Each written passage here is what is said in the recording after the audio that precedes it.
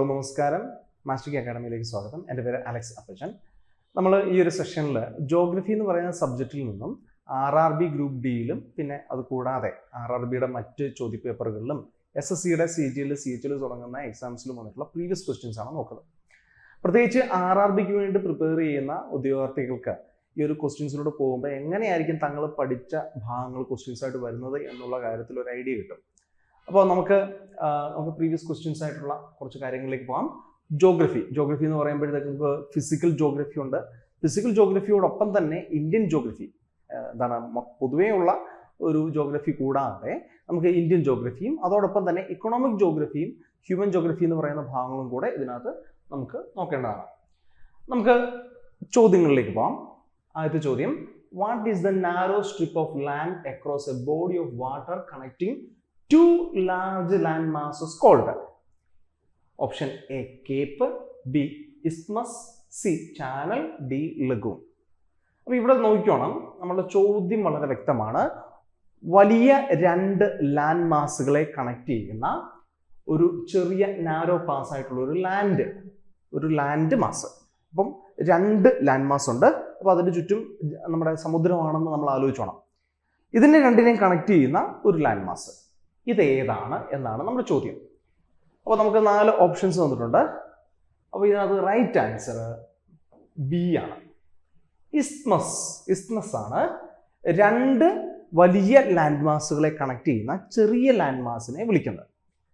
നമുക്ക് അതിൻ്റെ ഒരു എക്സ്പ്ലനേഷനിലേക്ക് പോകാം. ഇസ്മസ് എന്ന് പറയുന്നത് എന്താണ്? രണ്ട് വലിയ ഒരു മാസുകളുണ്ട്. അവയെ തമ്മിൽ ഇവയെല്ലാം സമുദ്രത്താൽ ചുറ്റപ്പെട്ടിരിക്കുന്നു. പക്ഷെ ഈ രണ്ട് ലാർജ് കരകളെയും ആ വലിയ രണ്ട് കരകളെയും തമ്മിൽ ബന്ധിപ്പിക്കുന്ന ചെറിയൊരു കരയാണ് ഇത്. ഒരു സ്വാഭാവികമായിട്ടും ഭൂമിയിൽ ഉണ്ടാകുന്ന ഭൂമിശാസ്ത്രപരമായിട്ടുള്ള ഒരു ലാൻഡ് ബ്രിഡ്ജ് പോലെ പ്രവർത്തിക്കുന്നു. അങ്ങനെ ഒരു ലാൻഡ് ബ്രിഡ്ജ് പോലെ പ്രവർത്തിച്ച് പരസ്പരം യാത്ര ചെയ്യാൻ സാധിക്കുന്ന രീതിയിൽ രൂപപ്പെട്ട അങ്ങനത്തെ ഒരു ഭൂപ്രകൃതിയാണ് നമ്മൾ ഇസ്മസ് എന്ന് പറയുന്നത്. ഒരു ഉദാഹരണം നമുക്ക് നോക്കാം. ഇസ്മസ് ഓഫ് പനാമ നമ്മളുടെ വടക്കേ അമേരിക്കയും തെക്കേ അമേരിക്കയും തമ്മിൽ ബന്ധിപ്പിക്കുന്ന ഒരു ചെറിയ നാരോ സ്ട്രിപ്പാണത്. അപ്പോൾ നമുക്ക് തോന്നും, ഈ വടക്കേ അമേരിക്കയും തെക്കേ അമേരിക്കയും തമ്മിൽ ബന്ധിപ്പിക്കുന്നു എന്ന് പറയുമ്പോൾ അതിനിടയ്ക്ക് ഒരു പനാമ കനാലില്ലേ എന്ന് നമുക്ക് ഒരു സ്വാഭാവികമായിട്ടൊരു ചോദ്യം ഉണ്ടാകും. പനാമ കനാൽ എന്ന് പറയുന്നത് മനുഷ്യനിർമ്മിതമായിട്ടുണ്ടാക്കിയ ഒരു ഷിപ്പുകൾക്ക് അല്ലെങ്കിൽ കപ്പലുകൾക്ക് പാസ് ചെയ്യാൻ വേണ്ടിയിട്ടുള്ള ഒരു സ്ട്രിപ്പായിരുന്നു. അത് ശരിക്കും പറഞ്ഞാൽ മനുഷ്യരുണ്ടാക്കിയതാണ്. 1914 അമേരിക്കയുടെ നേതൃത്വത്തിൽ ഈ പസഫിക് സമുദ്രത്തെയും അറ്റ്ലാന്റിക് സമുദ്രത്തെയും തമ്മിൽ ബന്ധിപ്പിക്കാൻ വേണ്ടിയിട്ടാണ് ഈ ഒരു കനാല് ഈ ഇസ്ത്മസ് മുറിച്ചിട്ട് പണിതാണ്. അതൊന്ന് ആലോചിച്ചോണം. അപ്പോൾ ഇങ്ങനെ ഒരു കാര്യം നമുക്കറിയാം. അപ്പൊ ഈ പനാമ കനാലിന്റെ മുകളിലും താഴെയും വടക്കേ അമേരിക്കയും തെക്കേ അമേരിക്കയാണ്. ഇവയുടെ തെക്കും വടക്കും പസഫിക്കും അതുപോലെ തന്നെ അറ്റ്ലാന്റിക് സമുദ്രമാണ്. ഇനി ഇസ്ത്മസ് ഓഫ് സ്യൂസ് നമുക്ക് നോക്കാം. ആഫ്രിക്കയും ഏഷ്യയും തമ്മിൽ ബന്ധിപ്പിക്കുന്നതാണ്. ഓക്കെ, അതായത് ആഫ്രിക്കയും ഏഷ്യയും തമ്മിൽ ബന്ധിപ്പിക്കുന്ന ചെറിയൊരു നാരോ സ്ട്രിപ്പാണ് ഇസ്ത്മസ് ഓഫ് സ്യൂസ്. ഈ സ്യൂസ് കനാൽ ഉണ്ടാക്കുന്നത് മനുഷ്യർ തന്നെയാണ്. മനുഷ്യർ തന്നെ നിർമ്മിക്കുന്നതാണ്. അമേരിക്കയുടെ നേതൃത്വത്തിൽ തന്നെ ഉണ്ടാണ്. അതും സ്യൂസ് കനാൽ എന്നറിയപ്പെടുന്നു. അപ്പം മെഡിറ്ററേനിയൻ കടലിനെയും ഇന്ത്യൻ മഹാസമുദ്രത്തെയും തമ്മിൽ അല്ലെങ്കിൽ റെഡ് സീയും തമ്മിൽ ബന്ധിപ്പിക്കുന്ന രീതിയിലാണ് ഈ പറയുന്ന കനാല് പിന്നീട് ഉണ്ടാക്കിയത്. അപ്പോ ഭൂമിശാസ്ത്രപരമായി പുരാതന കാലം തൊട്ട് മനുഷ്യരുടെ ജോഗ്രഫിക്കലായിട്ടുള്ള മൈഗ്രേഷൻ, ട്രേഡ്, ട്രാൻസ്പോർട്ടേഷൻ തുടങ്ങുന്ന കാര്യങ്ങൾ ഇത്തരത്തിലുള്ള ഇസ്മസ് വഴിയായിരുന്നു എന്ന് നമുക്ക് കാണാൻ വേണ്ടി കഴിയും. ഇത് നമ്മുടെ പനാമ ഇസ്മസ് ആണ്. ഇപ്പൊ നിങ്ങൾക്ക് ഒരു ചെറിയ ഒരു വെട്ട് ഇവിടെ കാണാം. ഇത് മനുഷ്യർ 1914 അമേരിക്കയുടെ നേതൃത്വത്തിൽ ഉണ്ടാക്കിയ ഒരു പാസേജ് ആണ്. കപ്പലുകൾക്ക് അങ്ങോട്ടും ഇങ്ങോട്ടും പോകാൻ വേണ്ടിയിട്ട് അവർ തന്നെ കട്ട് ചെയ്തുണ്ടാക്കിയതാണ്. അപ്പം ഇപ്പുറത്ത് നമുക്ക് അറ്റ്ലാന്റിക് സമുദ്രവും ഇപ്പുറത്ത് പസഫിക് സമുദ്രവുമാണ്. അടുത്ത നമ്മുടെ ഒരു ചോദ്യത്തിലേക്ക് പോകാം. ഇനി നമ്മൾ ഓപ്ഷൻസിൽ ബാക്കിയുള്ള 1-2 കാര്യങ്ങൾ നോക്കാം. കേപ്പ് എന്ന് പറഞ്ഞു കഴിഞ്ഞാൽ മുനമ്പ് എന്നൊക്കെ നമ്മൾ മലയാളത്തിൽ പറയും. ഈ സമുദ്രത്തിലേക്ക് ഇറങ്ങി നിൽക്കുന്ന ചെറിയൊരു ഒരു പോയിന്റഡ് ആയിട്ടുള്ള ഒരു പീസ്, ലാൻഡ് പീസിനെയാണ് നമ്മൾ കേപ്പ് അല്ലെങ്കിൽ മുനമ്പ് എന്ന് വിളിക്കുന്നത്. ഇനി ചാനൽ എന്ന് പറഞ്ഞു കഴിഞ്ഞാൽ രണ്ട് ലാൻഡ് മാസുകൾക്കിടയിലൂടെ വളരെ നാരോ ആയിട്ട് കപ്പലുകൾക്ക് പോകാൻ വേണ്ടി വിട്ടിരിക്കുന്ന ഒരു ഒരു ചാനലിനെയാണ് നമ്മൾ ഈ ചാനൽ എന്ന് പറയാം. ഇംഗ്ലീഷ് ചാനൽ, സ്യൂസ് കനാല്, അതേപോലെ തന്നെ നമ്മളുടെ പനാമ കനാല്, ഇതൊക്കെ അതിനകത്ത് വരും. അടുത്തത് ലഗൂണാണ്.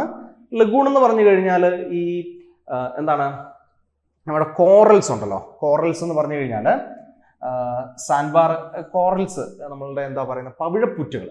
ഈ പവിഴപ്പുറ്റുകൾ കാരണം ഉണ്ടായിട്ടുള്ള വലിയൊരു ഭൂപ്രകൃതിയാണ്. ഇവിടെ ഈ കടല് ഉള്ളിലോട്ട് കയറിയിട്ട് ഇതിന് ചുറ്റും ഒരു വട്ടത്തിൽ ഇതിങ്ങനെ വലിയൊരു ഐലൻഡ് പോലെ ഒരു ബാരിയർ ആയിട്ട് രൂപപ്പെടുന്നതിനെയാണ് നമ്മൾ ലഗൂൺ എന്ന് വിളിക്കുന്നത്. ഈ ലഗൂണ് ഈ കരപ്രദേശവുമായിട്ട് അടുത്ത് നിൽക്കുന്ന ഒരു സ്ഥലമാണ്. അപ്പോൾ ഇതാണ് കോറൽ റീഫ് കാരണം ഉണ്ടാകുന്ന ഒരു ഭൂപ്രകൃതിയാണ് ലഗൂണ്. ഇനി നമുക്ക് നോക്കാം, what is the first planet in the solar system to be discovered using telescope? വളരെ ക്യൂരിയസ് ആയിട്ടുള്ള ഒരു ചോദ്യമാണ്. Uranus, Saturn, Neptune, Jupiter. ആദ്യമായിട്ട് മനുഷ്യര് ടെലസ്കോപ്പിലൂടെ കണ്ടെത്തിയ പ്ലാനറ്റ് ഏതാണെന്നാണ് ചോദ്യം. ഇവിടെ ശ്രദ്ധിച്ചോണം. അപ്പോൾ ഏതൊക്കെ പ്ലാനറ്റുകളെയാണ് നമുക്ക് നഗ്നനേത്രങ്ങൾ കൊണ്ട് കാണാൻ വേണ്ടി കഴിയുന്നത്? 5 പ്ലാനറ്റ്സിനെ മാത്രമാണ് നഗ്നനേത്രങ്ങൾ കൊണ്ട് കാണാൻ സാധിക്കുന്നത്. ബാക്കി എല്ലാത്തിനെയും കാണണമെങ്കിൽ ടെലസ്കോപ്പിന്റെ സഹായം വേണം. അപ്പോൾ നമുക്ക് ആദ്യമായിട്ട് കണ്ടെത്തിയത് ഏതാണെന്ന് നോക്കാം. യുറാനസ് ആണ്. ഓക്കെ, അപ്പോൾ യുറാനസിന് ഇപ്പുറത്തോട്ടുള്ള ബാക്കി എല്ലാ ഗ്രഹങ്ങളെയും നമുക്ക് കാണാം. അപ്പോൾ ശ്രദ്ധിച്ചോണം, 1781 മാർച്ച് 13 വില്യം ഹെർഷൽ എന്ന് പറയുന്ന ഒരു ജ്യോതിശാസ്ത്രജ്ഞനായിട്ടുള്ള ഒരു വ്യക്തി, ഒരു അസ്ട്രോണമറാണ്. പുള്ളി ഈ പറയുന്ന യുറാനസിനെ ടെലസ്കോപ്പിലൂടെ നിരീക്ഷിക്കുകയും അതിനെ ഒരു പ്ലാനറ്റ് ആയിട്ട് മനസ്സിലാക്കുകയും ചെയ്തു. അപ്പൊ അതിനു മുൻപ് നമ്മളുടെ നഗ്നനേത്രങ്ങൾ കൊണ്ട് നമുക്ക് കാണാൻ സാധിച്ചിരുന്ന ഗ്രഹങ്ങൾ എന്ന് പറയുന്ന 1 Mercury, 2 Venus, 3 Mars, 4 Jupiter, 5 Saturn എന്നിവയാണ്. പിന്നെ നമ്മുടെ ഭൂമിയും അല്ലെ, ഭൂമി നമുക്ക് കാണാൻ പറ്റും. അപ്പോൾ Mercury, Venus, Mars, Jupiter, Saturn എന്ന് പറയുന്ന 5 ഗ്രഹങ്ങളെയാണ് ഭൂമിയിൽ നിന്ന് നമുക്ക് നഗ്നനേത്രങ്ങൾ കൊണ്ട് കാണാൻ സാധിക്കുന്നത്. അത് പുരാതന കാലം തൊട്ടേ മനുഷ്യർക്ക് പരിചിതമായ 5 ഗ്രഹങ്ങളാണ്. പക്ഷേ യുറാനസ് നമ്മൾ കണ്ടെത്തിയത് 1781 1781 ഇത് സൗരയൂഥത്തിലെ ഒരു കോമറ്റ് ആയിരുന്നു എന്നൊക്കെ നമ്മൾ ഇങ്ങനെ കരുതി. പിന്നീടാണ് മനസ്സിലായത് അത് പ്രോപ്പറായിട്ടൊരു പ്ലാനറ്റ് ആണ് എന്ന്. അങ്ങനെ നമ്മുടെ ജ്യോതിശാസ്ത്രത്തിൽ അല്ലെ, നമ്മുടെ വാന നിരീക്ഷണത്തിൽ, അസ്ട്രോണമി എന്ന് പറയുന്ന ശാസ്ത്രീയ മേഖലയിലെ ഏറ്റവും ഒരു വലിയ വിപ്ലവം സൃഷ്ടിച്ചൊരു കണ്ടെത്തലായിരുന്നു യുറാനസിന്റെ കണ്ടെത്തൽ. അപ്പം ഇത് ഒന്ന് നോക്കണം. ഇനി യുറാനസ്, നെപ്റ്റ്യൂൺ അല്ലെ, അപ്പം അതൊക്കെ എന്തായിരിക്കും? നമ്മളെ പ്ലൂട്ടോ എന്ന് പറയുന്നത് ഗ്രഹമല്ല, ഡാർക്ക് പ്ലാനറ്റ് ആണ്. അതിനെയൊക്കെ നമ്മൾ കാണുന്നത് ഈ പറയുന്ന ടെലസ്കോപ്പിലൂടെയാണ്. അപ്പോൾ യുറാനസും നെപ്റ്റ്യൂണും ഇപ്പൊ നമ്മുടെ ഗ്രഹങ്ങൾ 8 ഗ്രഹങ്ങളാണുള്ളത്. അതിൽ യുറാനസും നെപ്റ്റ്യൂണും എന്ന് പറയുന്നത് ടെലസ്കോപ്പിലൂടെ മാത്രമേ കാണാൻ സാധിക്കത്തുള്ളൂ. നമുക്ക് അടുത്ത് നോക്കാം.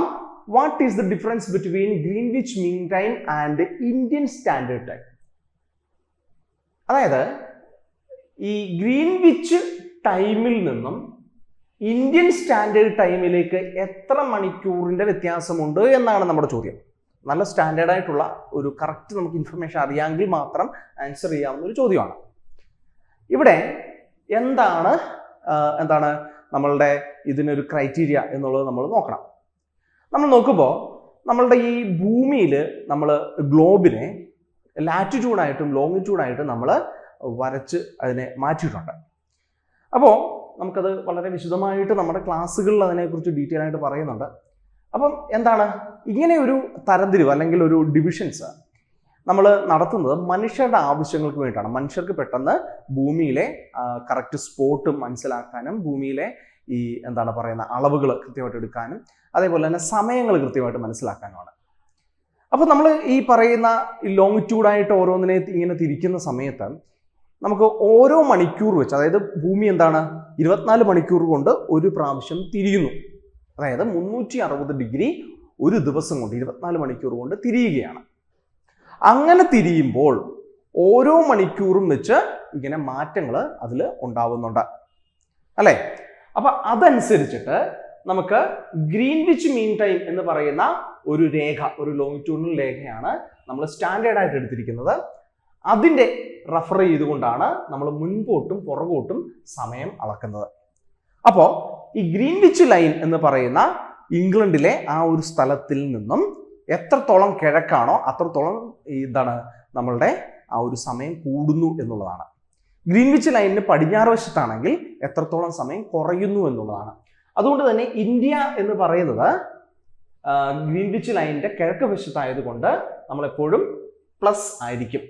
ഇനി എത്രത്തോളം ആണ് എന്ന് ചോദിച്ചു കഴിഞ്ഞാൽ 5 മണിക്കൂറും 30 മിനിറ്റുമാണ് അതിൻ്റെ ഒരു ദൈർഘ്യം എന്ന് പറയുന്നത്. ഇനി what is Indian standard time? നമുക്ക് ഓരോ രാജ്യത്തിനും ഓരോ സ്റ്റാൻഡേർഡ് ടൈംസ് ഉണ്ട്. അത് ഒരു സ്റ്റാൻഡേർഡ് ടൈം ആയിരിക്കും, ഒന്നിലധികം സ്റ്റാൻഡേർഡ് ടൈം ആയിരിക്കും. ഇപ്പോൾ ഫ്രാൻസിനെ പോലെയുള്ള രാജ്യങ്ങൾക്ക് 11 സ്റ്റാൻഡേർഡ് ടൈംസ് ഉണ്ട്. അപ്പം അങ്ങനെ ഓരോ രാജ്യത്തിനും പലതരത്തിലുള്ള സ്റ്റാൻഡേർഡ് ടൈംസ് ഉണ്ട്. അപ്പോൾ ഇന്ത്യയെ പോലെ വലിയൊരു രാജ്യമാണ്. ആ രാജ്യത്തിൽ അതിൻ്റെ കിഴക്ക് ഭാഗവും പടിഞ്ഞാറ് ഭാഗവും തമ്മിൽ നല്ല വിസ്തീർണമുണ്ട്.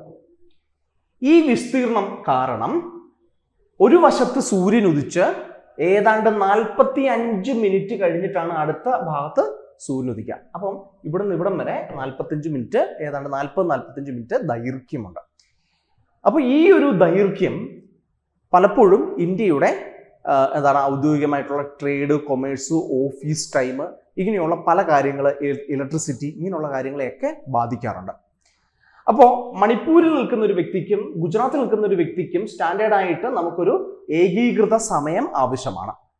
അപ്പോൾ ആ ഒരു സമയം ഇതിൻ്റെ രണ്ടിൻ്റെയും ഒത്ത നടുക്ക് നമ്മളുടെ ഇങ്ങനെയൊരു ലൈനിലാണ് നമ്മൾ നോക്കുന്നത്. ഇതിനെക്കുറിച്ച് നമുക്ക് പിന്നീട് കൂടുതലായിട്ട് എൻ്റെ ബാക്കി ചോദ്യങ്ങളിലൂടെ നമുക്ക് മനസ്സിലാക്കാം. ഈ ഒരു ടൈം, ഇതിൻ്റെ രണ്ടിൻ്റെയും നടുക്കൂടുള്ള ഒരു സ്റ്റാൻഡേർഡ് ലൈൻ നമ്മൾ എടുത്ത് ആ ലൈനാണ് ഇന്ത്യൻ സ്റ്റാൻഡേർഡ് ടൈമായിട്ട് നമ്മൾ എടുത്തിരിക്കുന്നത്. ഇത് ഗ്രീൻവിച്ച് എന്ന് പറയുന്ന ആ ഒരു ലൈനിൽ നിന്നും 5.5 മണിക്കൂർ കൂടുതലാണ്. പ്ലസ് 5 hours and 30 minutes ആണ്. എന്താണ് ഗ്രീൻവിച്ച് ലൈൻ ചോദിച്ചു കഴിഞ്ഞാൽ നമുക്ക് ലോങ്ങിറ്റ്യൂഡ്സ് അനുസരിച്ച് നമുക്ക് ഏതെങ്കിലും ഒരു സ്ഥലത്തെ സ്റ്റാൻഡേർഡായിട്ട് എടുത്തിട്ട് വേണം മറ്റ് സമയങ്ങൾ കൃത്യമായിട്ട് അളക്കാൻ. എങ്കിൽ മാത്രമേ നമുക്ക് ആഗോളതലത്തിൽ കൃത്യമായിട്ടൊരു സമയത്തിന് ഒരു ചിട്ട ഉണ്ടാവത്തുള്ളൂ. അപ്പോൾ അങ്ങനെ എടുത്തിരിക്കുന്നത് ഇംഗ്ലണ്ടിലെ ഗ്രീൻവിച്ച് എന്ന് പറയുന്ന റോയൽ ഒബ്സർവേറ്ററിയുടെ ആ ഒരു സ്ഥലമാണ്. അപ്പോൾ അതിനെ ബേസ് ചെയ്തിട്ടാണ് ലോകത്തുള്ള എല്ലാ സ്ഥലങ്ങളുടെയും ഒരു സമയം നമ്മൾ പ്ലസ് ഓർ മൈനസ് എന്ന് കാണുന്നത്. ഗ്രീൻവിച്ച് ലൈന് കിഴക്കാണെങ്കിൽ പ്ലസും ഗ്രീൻവിച്ച് ലൈന് വെസ്റ്റ് ആണെങ്കിൽ അതിനെ നമ്മൾ മൈനസ് ആയിട്ട് എടുക്കുന്നു.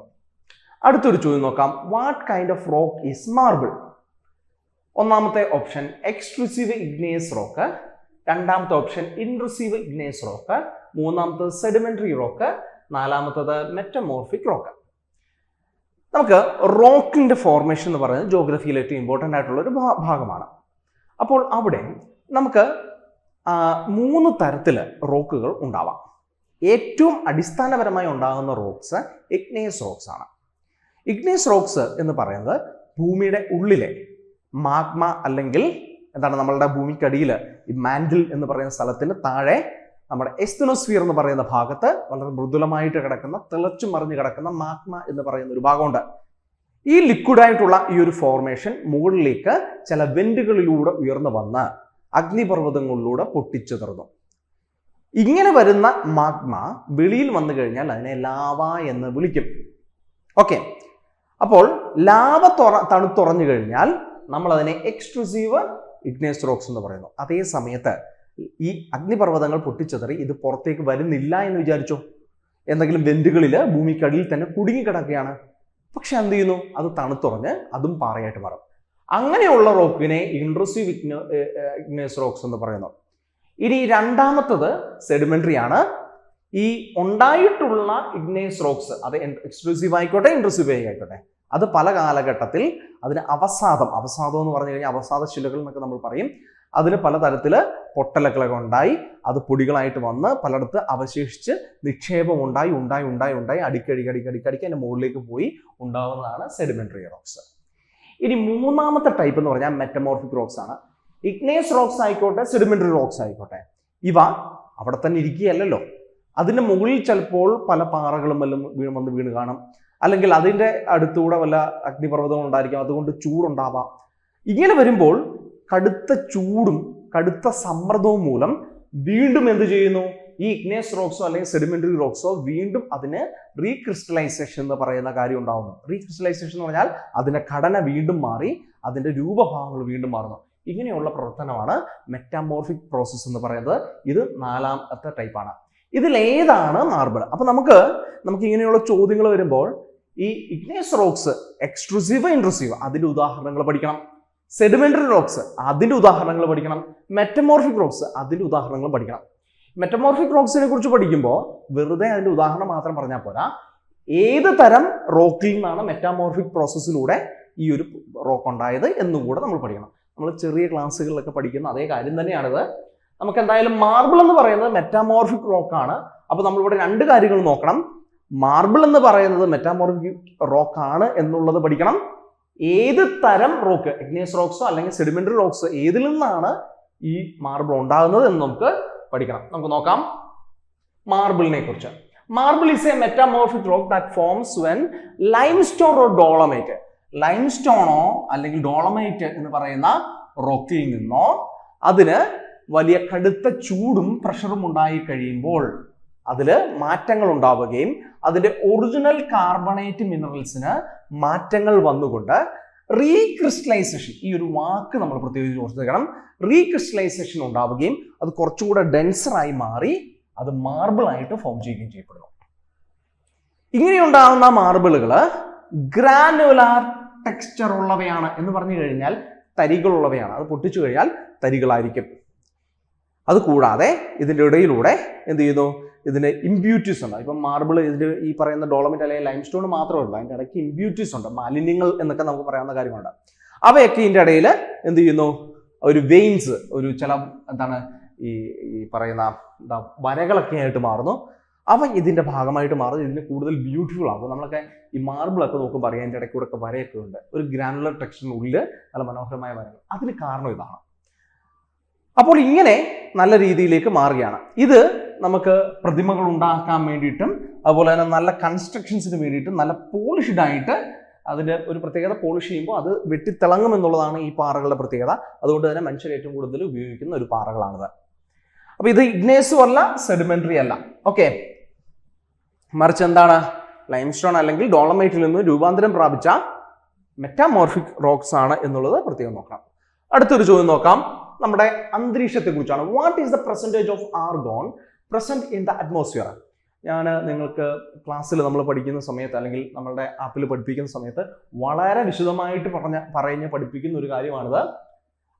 നമ്മുടെ ക്ലാസ്സിൽ തന്നെ ഞാൻ അത് വിശേഷിപ്പിക്കുന്നുണ്ട്. ഇത് വളരെ ഇമ്പോർട്ടൻ്റ് ആണ് നമുക്ക് ഇതിനകത്ത്. അപ്പോൾ അതിനകത്ത് തന്നെ പറയുന്നുണ്ട്, നമ്മുടെ പ്രീവിയസ് ക്വസ്റ്റ്യൻസിലൊക്കെ ഇങ്ങനെ കൃത്യമായിട്ടുള്ള ചോദ്യങ്ങൾ വന്നിട്ടുണ്ടെന്നൊക്കെ ഞാൻ മെൻഷൻ ചെയ്തിട്ടുണ്ട്.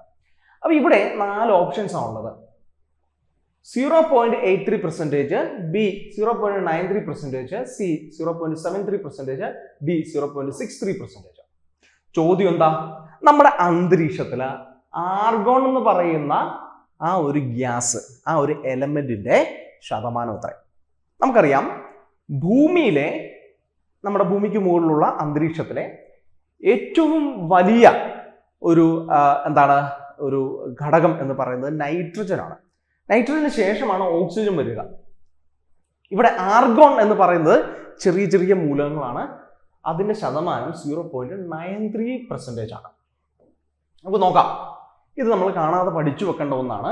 നമ്മുടെ അറ്റ്മോസ്ഫിയറിൽ ഏറ്റവും കൂടുതലുള്ളത് നൈട്രജൻ ആണ്, 78.08% ആണ്. രണ്ടാമതുള്ളത് ഓക്സിജൻ ആണ്. നമ്മളെപ്പോഴും ഒരു തെറ്റിദ്ധാരണയുണ്ട്, ഓക്സിജൻ ആണ് നമ്മുടെ അറ്റ്മോസ്ഫിയറിൽ ഏറ്റവും കൂടുതൽ. അല്ല, നൈട്രജൻ ആണ് ഏറ്റവും കൂടുതൽ. ഓക്സിജന്റെ അളവ് 20.95%. അപ്പോൾ നമ്മൾ ശ്രദ്ധിച്ചോണം ഇത്രയും. ഇനി നമ്മൾ വിചാരിക്കും കാർബൺ ഡൈ ഓക്സൈഡ് ആയിരിക്കും അതിന് ശേഷമാണ്. അല്ല, ആർഗോൺ ആണ് മൂന്നാമത്തെ ഏറ്റവും വലിയ മൂലകം. 0.93 എന്ന് പറഞ്ഞാൽ 1% പോലും ഇല്ല.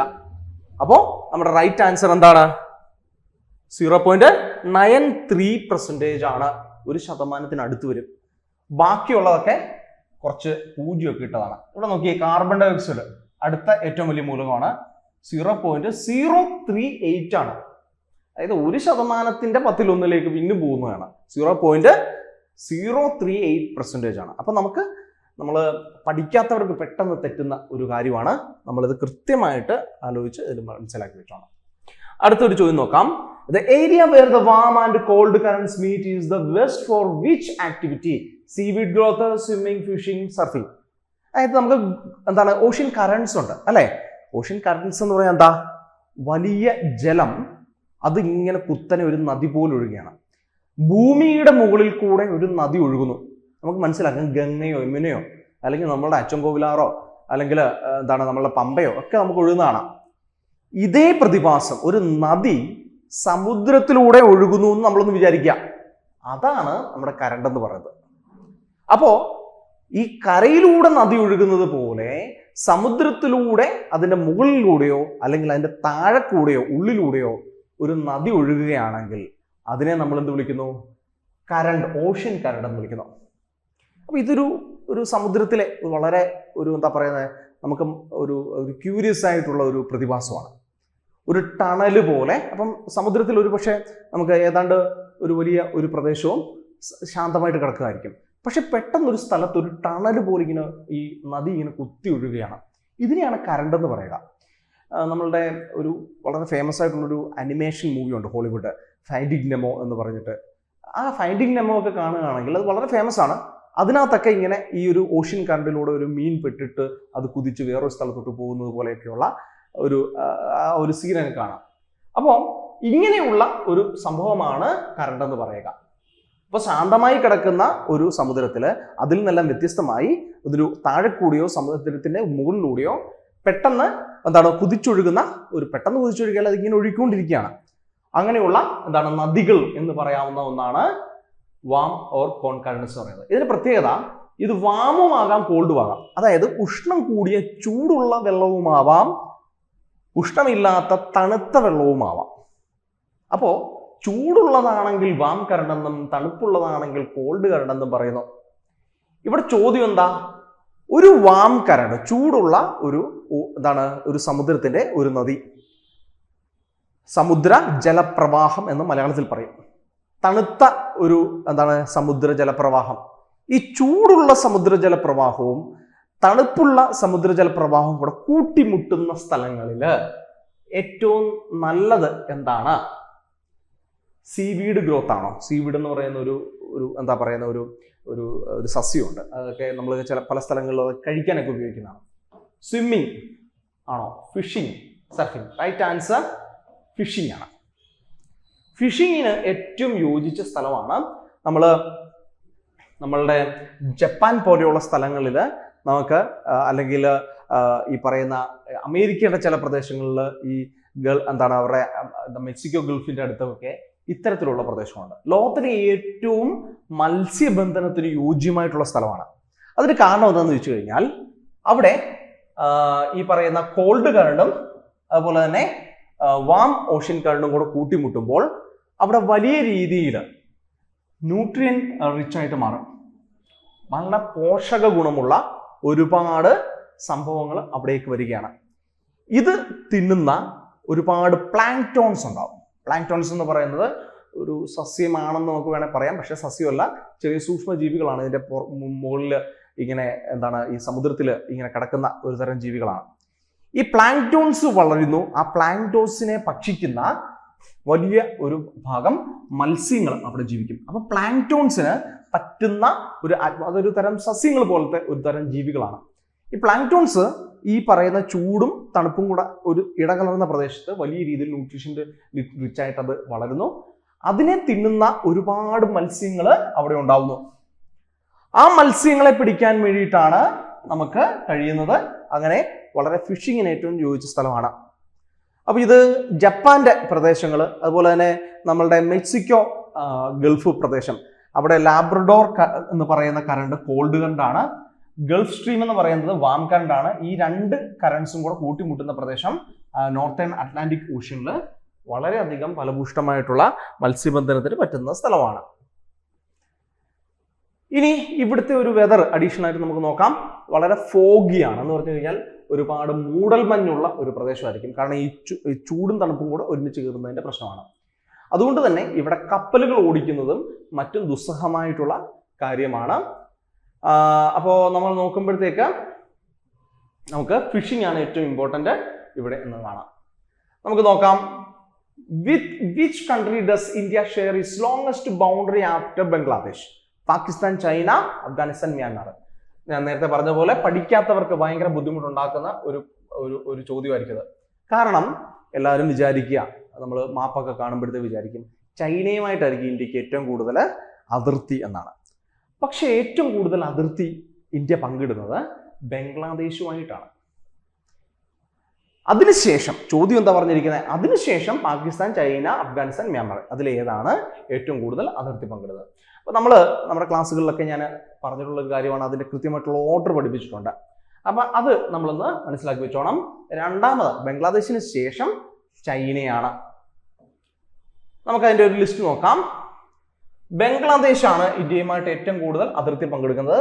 ഇന്ത്യയുടെ മൊത്തം കര അതിർത്തിയുടെ 26.95% എന്ന് പറയുമ്പോൾ 4096 കിലോമീറ്റർ ബംഗ്ലാദേശ് പങ്കിടുന്നു. ചൈനയുടെ മൊത്തത്തിൽ 3917 കിലോമീറ്റർ എന്ന് പറയുമ്പോൾ 25.55% ആണ് ഇന്ത്യ പങ്കിടുന്നത്. പാകിസ്ഥാന്റേതാണ് മൂന്നാമത്തത്, 3310 കിലോമീറ്റർ, 21.78%. നേപ്പാളുമായിട്ടാണ് നാലാമത്തെ അതിർത്തി പങ്കിടുന്നത്, 1752, 11.53% ഇന്ത്യയുടെ കര അതിർത്തി നേപ്പാളുമായിട്ടാണ്. മ്യാൻമാറുമായിട്ട് 1458, 9.89% പങ്കിടുന്നത്. ഭൂട്ടാനുമായിട്ട് 587 കിലോമീറ്റർ, 3.86%. അഫ്ഗാനിസ്ഥാനുമായിട്ട് നമുക്ക് 80 കിലോമീറ്റർ മാത്രമേ അതിർത്തി പങ്കിടുന്നുള്ളൂ. അത് പ്രത്യേകം നോക്കണം. ഈ അഫ്ഗാനിസ്ഥാനും ഭൂട്ടാനും താഴെ നിന്ന് മുകളിലേക്ക് 2 പ്രത്യേകം നോട്ട് ചെയ്യണം. ബംഗ്ലാദേശ്, ചൈന, പാകിസ്ഥാൻ 3 താഴെ നോക്കണം. പിന്നെ ആകെപ്പാടെ 2 ഉള്ളൂ. എന്തായാലും ഇതൊന്ന് നോക്കി വെക്കണം. 0.52%, 1% പോലും ഇല്ല. ഓക്കെ, അഫ്ഗാനിസ്ഥാനുമായിട്ടുള്ള ഒരു അതിർത്തി എന്ന് പറയുന്നത്. അപ്പൊ ഇത്രയാണ് നമ്മളുടെ ഒരു കര അതിർത്തിയുടെ ഒരു കാര്യം. ഇത് നമ്മൾ പഠിക്കേണ്ടതാണ്. ഓക്കെ, ഇനി അതിനോട് കൂടെ തന്നെ ചേർത്ത് ഞാൻ ഒരു കാര്യം കൂടെ പറയാം.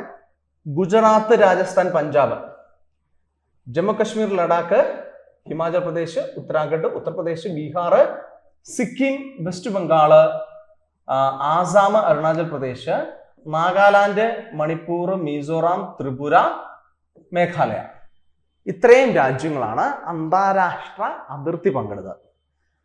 ഓക്കെ, ഇനി നമുക്ക് ബാക്കിയുണ്ട്. നമ്മളുടെ സമുദ്രാതിർത്തി ഉണ്ട്. സമുദ്രാതിർത്തിയിൽ തായ്ലൻഡ് അല്ലെങ്കിൽ മാലിദ്വീപ്സ്, ശ്രീലങ്കയൊക്കെ വരുന്നുണ്ട്.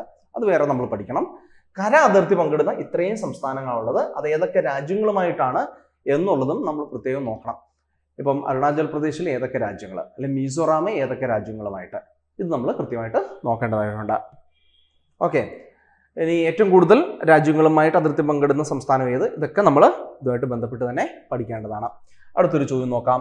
Which river enters India through Shipki La pass? പാസുകളെ കുറിച്ച് നമ്മൾ പഠിക്കുമ്പോൾ വളരെ ഇമ്പോർട്ടൻ്റ് ആയിട്ട് നോക്കുന്നതാണ്. രവി, ബീസ്, ചെനാബ്, സത്ലജ്. അതായത് നമുക്ക് പാസ് ലാ എന്ന് പറയുന്ന ഒരു സംഭവം ഉണ്ട്. എന്ന് പറഞ്ഞു കഴിഞ്ഞാൽ ഈ നമ്മുടെ ഹിമാലയൻ പ്രദേശങ്ങളിൽ അതിന് തൊട്ടടുത്തുള്ള നമ്മുടെ ഇന്ത്യയുമായിട്ട് കര അതിർത്തി പങ്കിടുന്ന ആ രാജ്യങ്ങളിൽ അങ്ങോട്ടും ഇങ്ങോട്ടും യാത്ര ചെയ്യാൻ വേണ്ടി ഭൂമിശാസ്ത്രപരമായ വലിയ ചുരങ്ങളുണ്ട്. ഈ ചുരങ്ങളെയാണ് നമ്മൾ ല എന്ന് വിളിക്കുക. ഒരു ടിബറ്റൻ ഒരു പ്രയോഗമാണെന്ന് പറയാം. പൊതുവേ നമ്മൾ ല എന്നാണ് വിളിക്കുക. ഈ ലാസ് അല്ലെങ്കിൽ പാസുകൾ നമ്മൾ പഠിക്കണം. ആ പാസുകളിൽ ഏതൊക്കെ പ്രദേശങ്ങളെ തമ്മിൽ കൂട്ടിമുട്ടിക്കുന്നു, ഏതൊക്കെ രാജ്യങ്ങളെ തമ്മിൽ കൂട്ടിമുട്ടിക്കുന്നു, അതേപോലെ തന്നെ അതിൻ്റെ ഭൂമിശാസ്ത്രപരമായ പ്രത്യേകതകൾ, അതിലൂടെ ഒഴുകുന്ന നദികൾ, ഇത്തരം കാര്യങ്ങൾ നമ്മൾ പഠിക്കണം. ചുരങ്ങൾ എന്ന് നമുക്ക് മലയാളത്തിൽ പറയാം. ഇതിൽ ഏത് സിപ്കി ലാ ചുരത്തിലൂടെ ഒഴുകുന്ന നദി ഏത് എന്നാണ് നമ്മുടെ ചോദ്യം. സത്ലജ് എന്നാണ് അർത്ഥം. നമുക്കത് കണ്ടുപിടിക്കാൻ പ്രത്യേകിച്ച് വലിയ വേറെ മാർഗങ്ങളോ ട്രിക്കോ ഒന്നുമില്ല. ഇത് കാണാതെ പഠിക്കുക എന്ന് പറയുന്ന ഫാക്ച്വൽ ആയിട്ട് പഠിക്കുന്ന കാര്യമാണ്. ഓക്കെ, വളരെ ഇമ്പോർട്ടൻ്റ് ആണ്. നമുക്ക് നോക്കാം. ഇന്ത്യ ചൈന ബോർഡറിൽ, ഇന്ത്യയും ചൈനയും അല്ലെങ്കിൽ ഇന്ത്യയും ടിബറ്റിനെയും തമ്മിൽ ബന്ധിപ്പിക്കുന്ന രീതിയിൽ ഹിമാചൽ പ്രദേശിലെ കിന്നൗർ ഡിസ്ട്രിക്റ്റ് എന്ന് പറയുന്ന പ്രദേശം, ഇവിടെ കിന്നർ കൾച്ചറിന്റെ ഒരു കേന്ദ്രമാണ്. കിന്നർ എന്ന് പറയുന്ന ഒരു വിഭാഗം ആൾക്കാരുണ്ട് അവിടെ ജീവിക്കുന്നത്. ആ ഒരു പ്രദേശത്ത് ഇന്ത്യയും ചൈനയും തമ്മിൽ ബന്ധിപ്പിക്കുന്ന രീതിയിലാണ് നമുക്ക് എന്ത് കാണാൻ വേണ്ടി കഴിയുന്നത്? ഈ പാസ്, സിപ്കി ലാ പാസ് കാണാൻ വേണ്ടി സാധിക്കുന്നത്. ഇവിടെ സത്ലജ് റിവർ, ആ സ്ഥലത്ത് ടിബറ്റിൽ അത് അറിയപ്പെടുന്നത് ലാംഗ്വൻ ഷാങ്ബോ എന്നാണ്. ലാംഗ്വൻ ഷാങ്ബോ, ഈ പേരൊക്കെ പഠിക്കണം. അത് ഇതിലൂടെ ഒഴുകുന്നു. അപ്പൊ ടിബറ്റൻ പ്ലേറ്റിലൂടെ ഇന്ത്യയിലേക്ക് അത് ഒഴുകുകയാണ്. ഈ ഒരു സിപ്കി ലാ പാസ് എന്ന് പറയുന്നത് അതിപുരാതന കാലഘട്ടം മുതൽ ഇന്ത്യയും ടിബറ്റിനെയും തമ്മിൽ ബന്ധിപ്പിക്കുന്ന അല്ലെങ്കിൽ ഇന്ത്യയും ചൈനയും തമ്മിൽ ബന്ധിപ്പിക്കുന്ന ഇമ്പോർട്ടൻ്റ് ആയിട്ടുള്ള ഒരു റൂട്ടാണ്. രവി, ബീസ്, ചെനാബ് തുടങ്ങുന്നവയൊക്കെ മറ്റ് ചില പാസുകൾ അല്ലെങ്കിൽ ചുരങ്ങളിലൂടെയാണ് കടന്നു പോകുന്നത്. അടുത്ത നമ്മുടെ ചോദ്യം നോക്കാം. What is the pre monsoon local rainfall and thunderstorms in West Bengal called? Kal Baisakhi, mango ഷവേസ്, cherry blossom, none of the above. നമുക്കൊന്ന് ചിലപ്പോൾ ഒരു കൺഫ്യൂഷൻ ഉണ്ടാകാം. അതായത് മൺസൂണിന് മുമ്പായിട്ട് വേനൽക്കാലത്ത് ചെറിയ ചെറിയ മഴകൾ പെയ്യും. പ്രധാനമായി കേരളം, കർണാടക, അതേപോലെ തന്നെ ആസാം, ബംഗാൾ പ്രദേശങ്ങളിലാണ് ഇങ്ങനെയുള്ള മഴകൾ പെയ്യുന്നത്. ഈ മഴകൾക്ക് പറയുന്ന വെസ്റ്റ് ബംഗാളിൽ പറയുന്ന പേരെന്താ? റൈറ്റ് ആൻസർ കൽ ബൈസാഖി എന്നാണ്. അപ്പോൾ നമുക്ക് മാംഗോ ഷവേസും ചെറി ബ്ലോസവും കർണാടകയിലും കേരളത്തിലുമായിട്ട് വിളിക്കുന്ന പേരുകളാണ്. ഈ സെയിം പ്രീ മൺസൂൺ റെയിൻഫോളിനെ, അതായത് മൺസൂൺ കാലഘട്ടം നമ്മുടെ ജൂൺ മാസം ആരംഭിക്കുന്നതിന് മുമ്പായിട്ട് പെയ്യുന്ന ചെറിയ ചെറിയ മഴകളാണ്. പ്രധാനമായി ഏപ്രിൽ മെയ് സമയത്താണ് ഈ മഴ പെയ്യുന്നത്.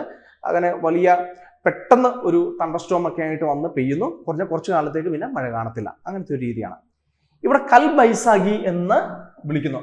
ബൈശാഖി മാസം, അതായത് എന്താണ് നമ്മുടെ ബംഗാൾ സംസ്കാരത്തിൽ ബൈശാഖി മാസമാണ്. ഈ ബൈശാഖി മാസത്തിൽ അവിടെ മഴ പെയ്യുന്നു. ഇത് വളരെ ഹെവി റെയിൻ ആണ്. പലപ്പോഴും സ്ട്രോങ് വിൻഡ്സും തണ്ടറും ഒക്കെ ഉണ്ട്. അത് വലിയ രീതിയിൽ ഈ കാലഘട്ടത്തിൽ നമ്മുടെ വെസ്റ്റ് ബംഗാൾ പ്രദേശത്ത് വലിയ കുത്തനെയുള്ള മലയിടിച്ചിൽ, അതേപോലെ തന്നെ വെള്ളപ്പൊക്കം തുടങ്ങുന്ന കാര്യങ്ങൾ അവിടെ ഉണ്ടാകാനുള്ള ചാൻസ് ഉള്ളത് കൊണ്ട് കറുത്ത ബൈശാഖി, കറുത്ത തണ്ടർസ്റ്റോം എന്നുള്ള അർത്ഥത്തിൽ എന്ത് പറയുന്നു? കൽ ബൈസാഖി എന്ന് ഇതിനെ വിളിക്കുന്നു. അപ്പൊ കറുത്ത ക്ലൗഡ്സും ഒക്കെയുള്ള പെട്ടെന്നുള്ള മഴ അത് വലിയ രീതിയിൽ വെള്ളപ്പൊക്കത്തിന് കാരണമാകുന്നു, പലപ്പോഴും മരണങ്ങൾക്ക് കാരണമാകുന്നു. അതുകൊണ്ട് കൽ ബൈസാഖി എന്ന് വിളിക്കുന്നു. കേരളത്തിലും അതേപോലെ തന്നെ കർണാടകയിലും അതിനെ മാംഗോ ഷവേസ് എന്നും അതേപോലെ തന്നെ നമ്മളുടെ ചെറി ബ്ലോസം എന്നൊക്കെ അല്ലെങ്കിൽ കോഫി ഷവേസ് എന്നൊക്കെ വിളിക്കാറുണ്ട്. അത് കാരണം എന്താണെന്ന് വെച്ച് കഴിഞ്ഞാൽ ഈ മാംഗോ പഴുത്ത് അത് ചിലപ്പോൾ താഴെ വീഴുന്ന ഈ ഒരു കാറ്റിനായിരിക്കും താഴെ വീഴുന്നത്. അതേപോലെ തന്നെ ചെറി ബ്ലോസംസ് എന്നൊക്കെ അതിനെ വിളിക്കാറുണ്ട്. ഇതൊക്കെ നമുക്ക് ഇതുമായിട്ട് ബന്ധപ്പെട്ട് പറയുന്നതാണ്. നമുക്ക് കർണാടകയിൽ നമുക്ക് ചെറി ബ്ലോസം എന്ന് പല സ്ഥലങ്ങളും വിളിക്കുന്നു. കേരളത്തിലും അതുപോലെ തന്നെ കർണാടകയിലും പൊതുവെ അതിനെ മാംഗോ ഷവേസ് എന്നും വിളിക്കാറുണ്ട്. ഓക്കെ. അതേപോലെ തന്നെ ഈ വെസ്റ്റ് ബംഗാളിൽ ജൂട്ട്, ടീ, റൈസ് തുടങ്ങുന്നവ അതിൻ്റെ വലിയ രീതിയിൽ വളരാനുള്ള ഒരു കാരണം ഈ പ്രീ മൺസൂൺ ആയിട്ടുള്ള ഷവേഴ്സ് ആണ്. അപ്പോൾ ഈ പേരുകളൊക്കെ നമ്മൾ ഓർത്ത് വെച്ചോണം. വളരെ ഇമ്പോർട്ടൻ്റ് ആയിട്ടുള്ള ടോപ്പിക്കാണ്. ഇനി നമുക്കൊരു ഫാക്ച്വൽ ആയിട്ടൊരു ചോദ്യമാണ്. Satkosia wildlife sanctuary is located in which state?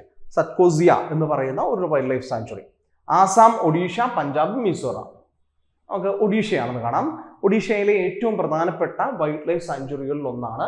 നമുക്ക് ഒരുപാട് വൈൽഡ് ലൈഫ് സാങ്ച്വറികൾ ഇന്ത്യയിൽ ഉണ്ടായിട്ട് കാണാം. ഈ സത്കോസിയ വൈൽഡ് ലൈഫ് സാങ്ച്വറിയുടെ ഏറ്റവും വലിയ പ്രത്യേകത അതൊരു ടൈഗർ റിസർവ് ആണ് എന്നുള്ളതാണ്. അപ്പോൾ ഈ ടൈഗർ റിസർവ് എന്നുള്ള നിലയിൽ അതിന് വളരെ ഇമ്പോർട്ടൻ്റ് ആണ്. വളരെ കുറച്ച് ടൈഗർ റിസർവ്സ് മാത്രമേ നമുക്ക് ഇന്ത്യയിലുള്ളൂ. അതിലൊന്നാണ് സത്കോസിയ വൈൽഡ് ലൈഫ് സാങ്ച്വറി എന്ന് പറയുന്നത്. അപ്പോൾ ഇത് ഒരു റാംസാർ സൈറ്റും കൂടിയാണ്. റാംസാർ സൈറ്റ് എന്ന് പറഞ്ഞു കഴിഞ്ഞാൽ ചതുപ്പ് നിലങ്ങൾക്ക് വേണ്ടിയിട്ടുള്ള ഒരു സംരക്ഷണം അതിന് കൊടുക്കുന്നുണ്ട്. അപ്പോൾ അതിന് കാരണം എന്താണെന്ന് വെച്ചാൽ റാംസാർ എന്ന് പറയുന്ന ഒരു അന്താരാഷ്ട്ര കൺവെൻഷനിലാണ് ചതുപ്പ് നിലങ്ങളെ സംരക്ഷിക്കുന്നതിന് വേണ്ടിയിട്ടുള്ള തീരുമാനം എടുക്കുന്നത്. അപ്പോൾ അതുമായിട്ട് ബന്ധപ്പെട്ട് പല രാജ്യങ്ങൾ ചേർന്ന് ഒരു ഒപ്പുവെച്ചിട്ടുള്ള ഒരു എഗ്രിമെന്റ് ആണ് റാംസാർ ലിസ്റ്റ് എന്ന് പറയുന്നത്. ഈ ലിസ്റ്റിൽ ഉൾപ്പെടുത്തിയിട്ടുള്ള ഒരു പ്രദേശമാണ് Satkosia wildlife sanctuary. So Ramsar site എന്നുള്ള നിലയിൽ അതിലെ ചതുപ്പ് നിലങ്ങൾ അന്താരാഷ്ട്ര തലത്തിൽ സംരക്ഷിക്കപ്പെടുന്നതിനുള്ള ഒരു കാരണമാണ്. ഇനി ഇതിന് ഈ സത്കോസിയ വൈൽഡ് ലൈഫ് സാങ്ച്വറിക്ക് അടുത്തുള്ള മറ്റൊരു വൈൽഡ് ലൈഫ് സാങ്ച്വറിയാണ് ബൈസിപ്പള്ളി വൈൽഡ് ലൈഫ് സാങ്ച്വറി. നമുക്ക് അതിന്റെ പേര് കേട്ടാൽ ഒരുപക്ഷെ നമ്മളുടെ കർണാടകയോ ആന്ധ്രയോ അല്ലെങ്കിൽ തമിഴ്നാടോ ഒക്കെയാണ് നമുക്കൊരു തെറ്റിദ്ധാരണ ഉണ്ടാവും. ഇതിന് തൊട്ടടുത്തുള്ള ഒഡീഷയിൽ തന്നെയുള്ള മറ്റൊരു വൈൽഡ് ലൈഫ് സാങ്ച്വറിയാണ്. അപ്പം സത്കോസിയ വൈൽഡ് ലൈഫ് സാങ്ച്വറിയുടെ പ്രത്യേകതകൾ രണ്ടെണ്ണം. ഒന്ന് ടൈഗർ റിസർവ് ആണ്, രണ്ട് റാംസാർ സൈറ്റ് ആണ്. അപ്പോൾ റാംസാർ സൈറ്റ് ഒക്കെ നമ്മളൊന്ന് കാണാതെ പഠിക്കേണ്ടതായിട്ട് നമുക്ക് വരും. നമുക്ക് അടുത്ത ചോദ്യത്തിലേക്ക് പോകാം. Due to leaching which soils are deficient in nutrients? Laterite soil, red soil, black soil, desert soil. Right answer laterite ആണ്. ലാറ്ററൈറ്റ് സോയിൽസ് എന്ന് പറഞ്ഞു കഴിഞ്ഞാൽ ന്യൂട്രീഷൻ ഡെഫിഷ്യൻസിയിൽ വളരെയധികം പേരുകെട്ടതാണ്. അതായത് അതിനകത്ത് അധികം നമുക്ക് ഫലപുഷ്ടിയുള്ള സസ്യങ്ങളൊന്നും വളരത്തില്ല. അപ്പോൾ വളരെ വലിയ രീതിയിലുള്ള മഴ പെയ്യുന്ന പ്രദേശങ്ങളായിരിക്കും. ആ മഴ പെയ്യുന്നത് കൊണ്ട് ഒരു സംഭവം ഉണ്ടാകുന്നു. വാഷ് എവേ എന്നാണ് അതിനെ വിളിക്കുന്നത്. എന്താണ്, വലിയ രീതിയിൽ ഈ മഴയിലൂടെ ഈ മണ്ണിന്റെ ന്യൂട്രീഷ്യൻസ് അതിൽ ഒലിച്ചു പോവുകയാണ് ചെയ്യുന്നത്. ഇങ്ങനെ ഒലിച്ചു പോകുന്നതിന്റെ ഫലമായി ലാറ്ററൈറ്റ് മണ്ണുകളിൽ നമുക്ക് യാതൊരു തരത്തിലുള്ള ഫലപുഷ്ടിയുള്ള അതിന്റെ ന്യൂട്രീഷ്യൻസ് കാണാൻ വേണ്ടി സാധിക്കത്തില്ല. അപ്പോൾ ഇതിൽ നമുക്ക് സാധാരണ നമുക്കൊരു മണ്ണില് സസ്യങ്ങൾ വളരണമെങ്കിൽ നൈട്രജൻ, ഫോസ്ഫറസ്, പൊട്ടാസ്യം, കാൽഷ്യം തുടങ്ങുന്ന ന്യൂട്രീഷ്യൻസ് ആവശ്യമാണ്. ഇതാണ് ഒരു മണ്ണിനെ ഫെർട്ടൈൽ ആക്കുന്നത്, വളക്കൂറുള്ള മണ്ണാക്കുന്നത്. പക്ഷെ എന്ത് ചെയ്യുന്നു, അതൊക്കെ ഈ വലിയ മഴകൾ കാണും, തുടർച്ചയായിട്ടുള്ള മഴകൾ കാണും ഒലിച്ചു പോകുന്നത് കൊണ്ട് ലാറ്ററൽ സോയിൽ അത്ര ഫലപുഷ്ടിയുള്ള ഫെർട്ടൈൽ അല്ല. അതിന് കാരണം വാഷവയാണ് അല്ലേ. അപ്പൊ ഇതൊന്ന് ആലോചിച്ച് വെച്ചാൽ മതി. Laterite is the nutrition deficiency ഉള്ള, ലീച്ചിങ് എന്ന് പറയും ഈ ഒരു സംഭവത്തെ. ലീച്ചിങ് ഉള്ള മണ്ണാണ്. ബാക്കിയുള്ളതൊന്നും ഈ അങ്ങനെയുള്ള ഒരു പ്രശ്നത്തിൽ ഉണ്ടാവുന്നതല്ല. ഇനി ഈ ലാറ്ററൈറ്റ് മണ്ണുകളെ ഫെർട്ടിലൈസ് ചെയ്യാൻ അല്ലെങ്കിൽ അവിടെ കൃഷി ചെയ്യാൻ വേണ്ടിയിട്ട് നമ്മൾ എന്ത് ചെയ്യണം? ഫെർട്ടിലൈസേഴ്സ്, അതായത് വളങ്ങൾ നമ്മൾ ഉപയോഗിക്കേണ്ടതായിട്ടുണ്ട്. ഈ വളങ്ങൾ തുടർച്ചയായിട്ട് ഓരോ കൃഷിക്ക് ശേഷവും നമ്മൾ ചെയ്യേണ്ടതായിട്ടുണ്ട്. അങ്ങനെ ഫെർട്ടിലിറ്റി നമ്മൾ നിലനിർത്തേണ്ടതായിട്ടുണ്ട്. അതേസമയത്ത് red soil, black soil, desert soil എന്നിവ പറയുന്നത് മറ്റ് ചില പ്രത്യേകതകളുള്ളതാണ്. പക്ഷേ നമുക്ക് ഈ ഡെസേർട്ട് സോയിൽ എന്ന് പറയുന്നത് പൊതുവെ നമ്മളുടെ ഇപ്പം അതിനകത്ത് വെള്ളം ഒഴിച്ച് നമ്മൾ ഈ ഡെസേർട്ട് അറിയാമല്ലോ, ചൂടുള്ള പ്രദേശമാണ്. പക്ഷെ അവിടെ നമുക്ക് വെള്ളം ഉണ്ടെങ്കിൽ കൂടി അധികം നല്ല രീതിയിൽ കൃഷിക്ക് അനുയോജ്യമല്ലാത്ത മണ്ണാണ് ഡെസേർട്ട് സോയിൽ എന്ന് പറയുന്നത്. പക്ഷേ ഇതിന് ഈ ഡെസേർട്ട് സോയിൽ അത്ര ഫലപുഷ്ടിയൊന്നും ഇല്ലാത്ത ആണെങ്കിലും ഇപ്പം നമുക്ക് വെള്ളം അവൈലബിൾ ആണെങ്കിൽ കൂടി അവിടെ നല്ല രീതിയിൽ സസ്യങ്ങളൊന്നും വളരത്തില്ല.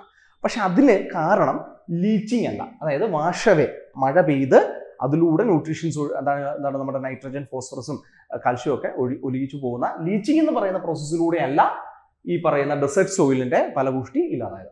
അതേ സമയത്ത് ബ്ലാക്ക് സോയിലും റെഡ് സോയിലും ഒക്കെ നല്ല ഫലപുഷ്ടിയുള്ള ന്യൂട്രീഷ്യൻസ് ഉള്ളതാണ്. അപ്പം ഇങ്ങനെയുള്ള കുറച്ച് കാര്യങ്ങൾ കൂടെ നമ്മൾ നോക്കണം. നൈട്രജൻ, ഫോസ്ഫറസ്, പൊട്ടാസ്യം, കാൽഷ്യം, ഈ പറയുന്ന 4 ഗുണങ്ങളാണ് ഒരു മണ്ണിനെ ഫെർട്ടൈൽ ആക്കുന്നത്. അത് എന്ത് സംഭവിക്കുന്നു? ലീച്ചിങ് കാരണം. ലീച്ചിങ് എന്ന് പറയുന്നത് വാഷവേ, വലിയ ഹെവി റെയിൻസ് കാരണം ഒലിച്ചു പോകുന്നു എന്നുള്ളതാണ് ലാറ്ററൈറ്റ് മണ്ണിന്റെ പ്രത്യേകത. ഡെസേർട്ട് മണ്ണുകൾ എന്ന് പറയുന്നതും ഫലപുഷ്ടി ഇല്ലാത്തതാണ്, പക്ഷെ അതിന്റെ കാരണം ലീച്ചിങ് അല്ല എന്നുള്ളത് പ്രത്യേകം ഒന്ന് ഓർക്കുക. Which river meets Alagananda river at Devaprayag to form the river Ganga? Bhagirathi, Mandakini, പിന്ദാർ, Dhauli, Ganga.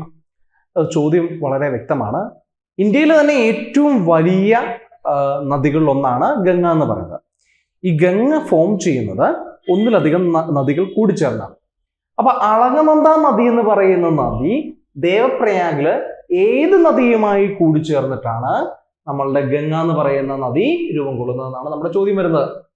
ഇവിടെ ശ്രദ്ധിച്ചോണം. ഭഗീരഥി, മന്ദാകിനി, പിണ്ടാറ്, ധൗലി, ഗംഗ. റൈറ്റ് ആൻസർ ഭഗീരഥിയാണ്. ഭഗീരഥി നദി എന്ന് പറയുന്ന നദി അളകനന്ദയുമായിട്ട് ദേവപ്രയാഗ് എന്ന് പറയുന്ന ഉത്തരാഖണ്ഡ് സംസ്ഥാനത്തിലാണ്. അവിടെ വെച്ച് രൂപം പ്രാപിച്ചിട്ടാണ് ഗംഗ എന്ന് പറയുന്ന ഒരു നദിയായിട്ട് പിന്നീട് അത് മാറുന്നത്. അപ്പോ നമുക്ക് നോക്കാം. Bhagirathi river meets the Alaknanda river at Devprayag in Uttarakhand. എന്നിട്ട് എന്ത് ചെയ്യുന്നു? അത് പിന്നീട് ഗംഗ അല്ലെങ്കിൽ ഇംഗ്ലീഷിൽ ഗാൻജസ് എന്ന് ഇംഗ്ലീഷിൽ പറയും, ആ പേരിലാണ് പിന്നീട് അറിയപ്പെടുന്നത്. ഹിന്ദു മതത്തിലെ one of the Sacred place ആണിത്. ഇവിടെ ഒരു ദൈവത്തിന്റെ ഒരു പ്രസൻസ്, ഗോഡ്ലി കോൺഫ്ലുവൻസ് എന്നാണ് അത് പറയുക. ഇനി ഇതിൽ ഭഗീരഥി നദി ഉണ്ടാവുന്നത് ഗംഗോത്രി എന്ന് പറയുന്ന ഒരു ഹിമാനി എന്ന് പറഞ്ഞു കഴിഞ്ഞാൽ ഇംഗ്ലീഷിൽ നമ്മൾ ഗ്ലേഷ്യർ എന്ന് പറയും, വലിയൊരു മഞ്ഞിന്റെ അല്ലെങ്കിൽ ഒരു ഐസ് കട്ട. അതാണ് ഭഗീരഥി നദിയുടെ ഒറിജിൻ. അത് ഗംഗോത്രി ഗ്ലേഷ്യറിൽ നിന്നാണ്. അത് നമ്മൾ മനസ്സിലാക്കി വെച്ചോണം. നമ്മളുടെ ബദ്രിനാഥ് എന്ന് പറയുന്ന സ്ഥലത്ത് നിന്നാണ് അളകനന്ദ ഒഴുകിയെത്തുന്നത്. ഇത് രണ്ടും കൂടെ ദേവപ്രയാഗിൽ വെച്ച് സന്ധിച്ച് ഗംഗാ നദിയായിട്ട് മാറുന്നു. അങ്ങനെ ദേവപ്രയാഗ് ഹിന്ദു മതത്തിലെ one of the most Sacred place ആയിട്ട് മാറുന്നു. പിന്നെ ഉത്തരാഖണ്ഡിൽ ചെന്ന് അലഹബാദിലേക്ക് ചെല്ലുമ്പോൾ അലഹബാദിൽ അത് യമുനയുമായിട്ട് ചേരുന്നുണ്ട്. അങ്ങനെ ഈ ഗംഗയുമായിട്ട് ബന്ധപ്പെട്ട് അതിന്റെ പ്രധാനപ്പെട്ട ട്രിബ്യൂട്ടറീസും ഡിസ്ട്രിബ്യൂട്ടറീസും നമുക്ക് സാധാരണ ചോദിക്കാറുണ്ട്.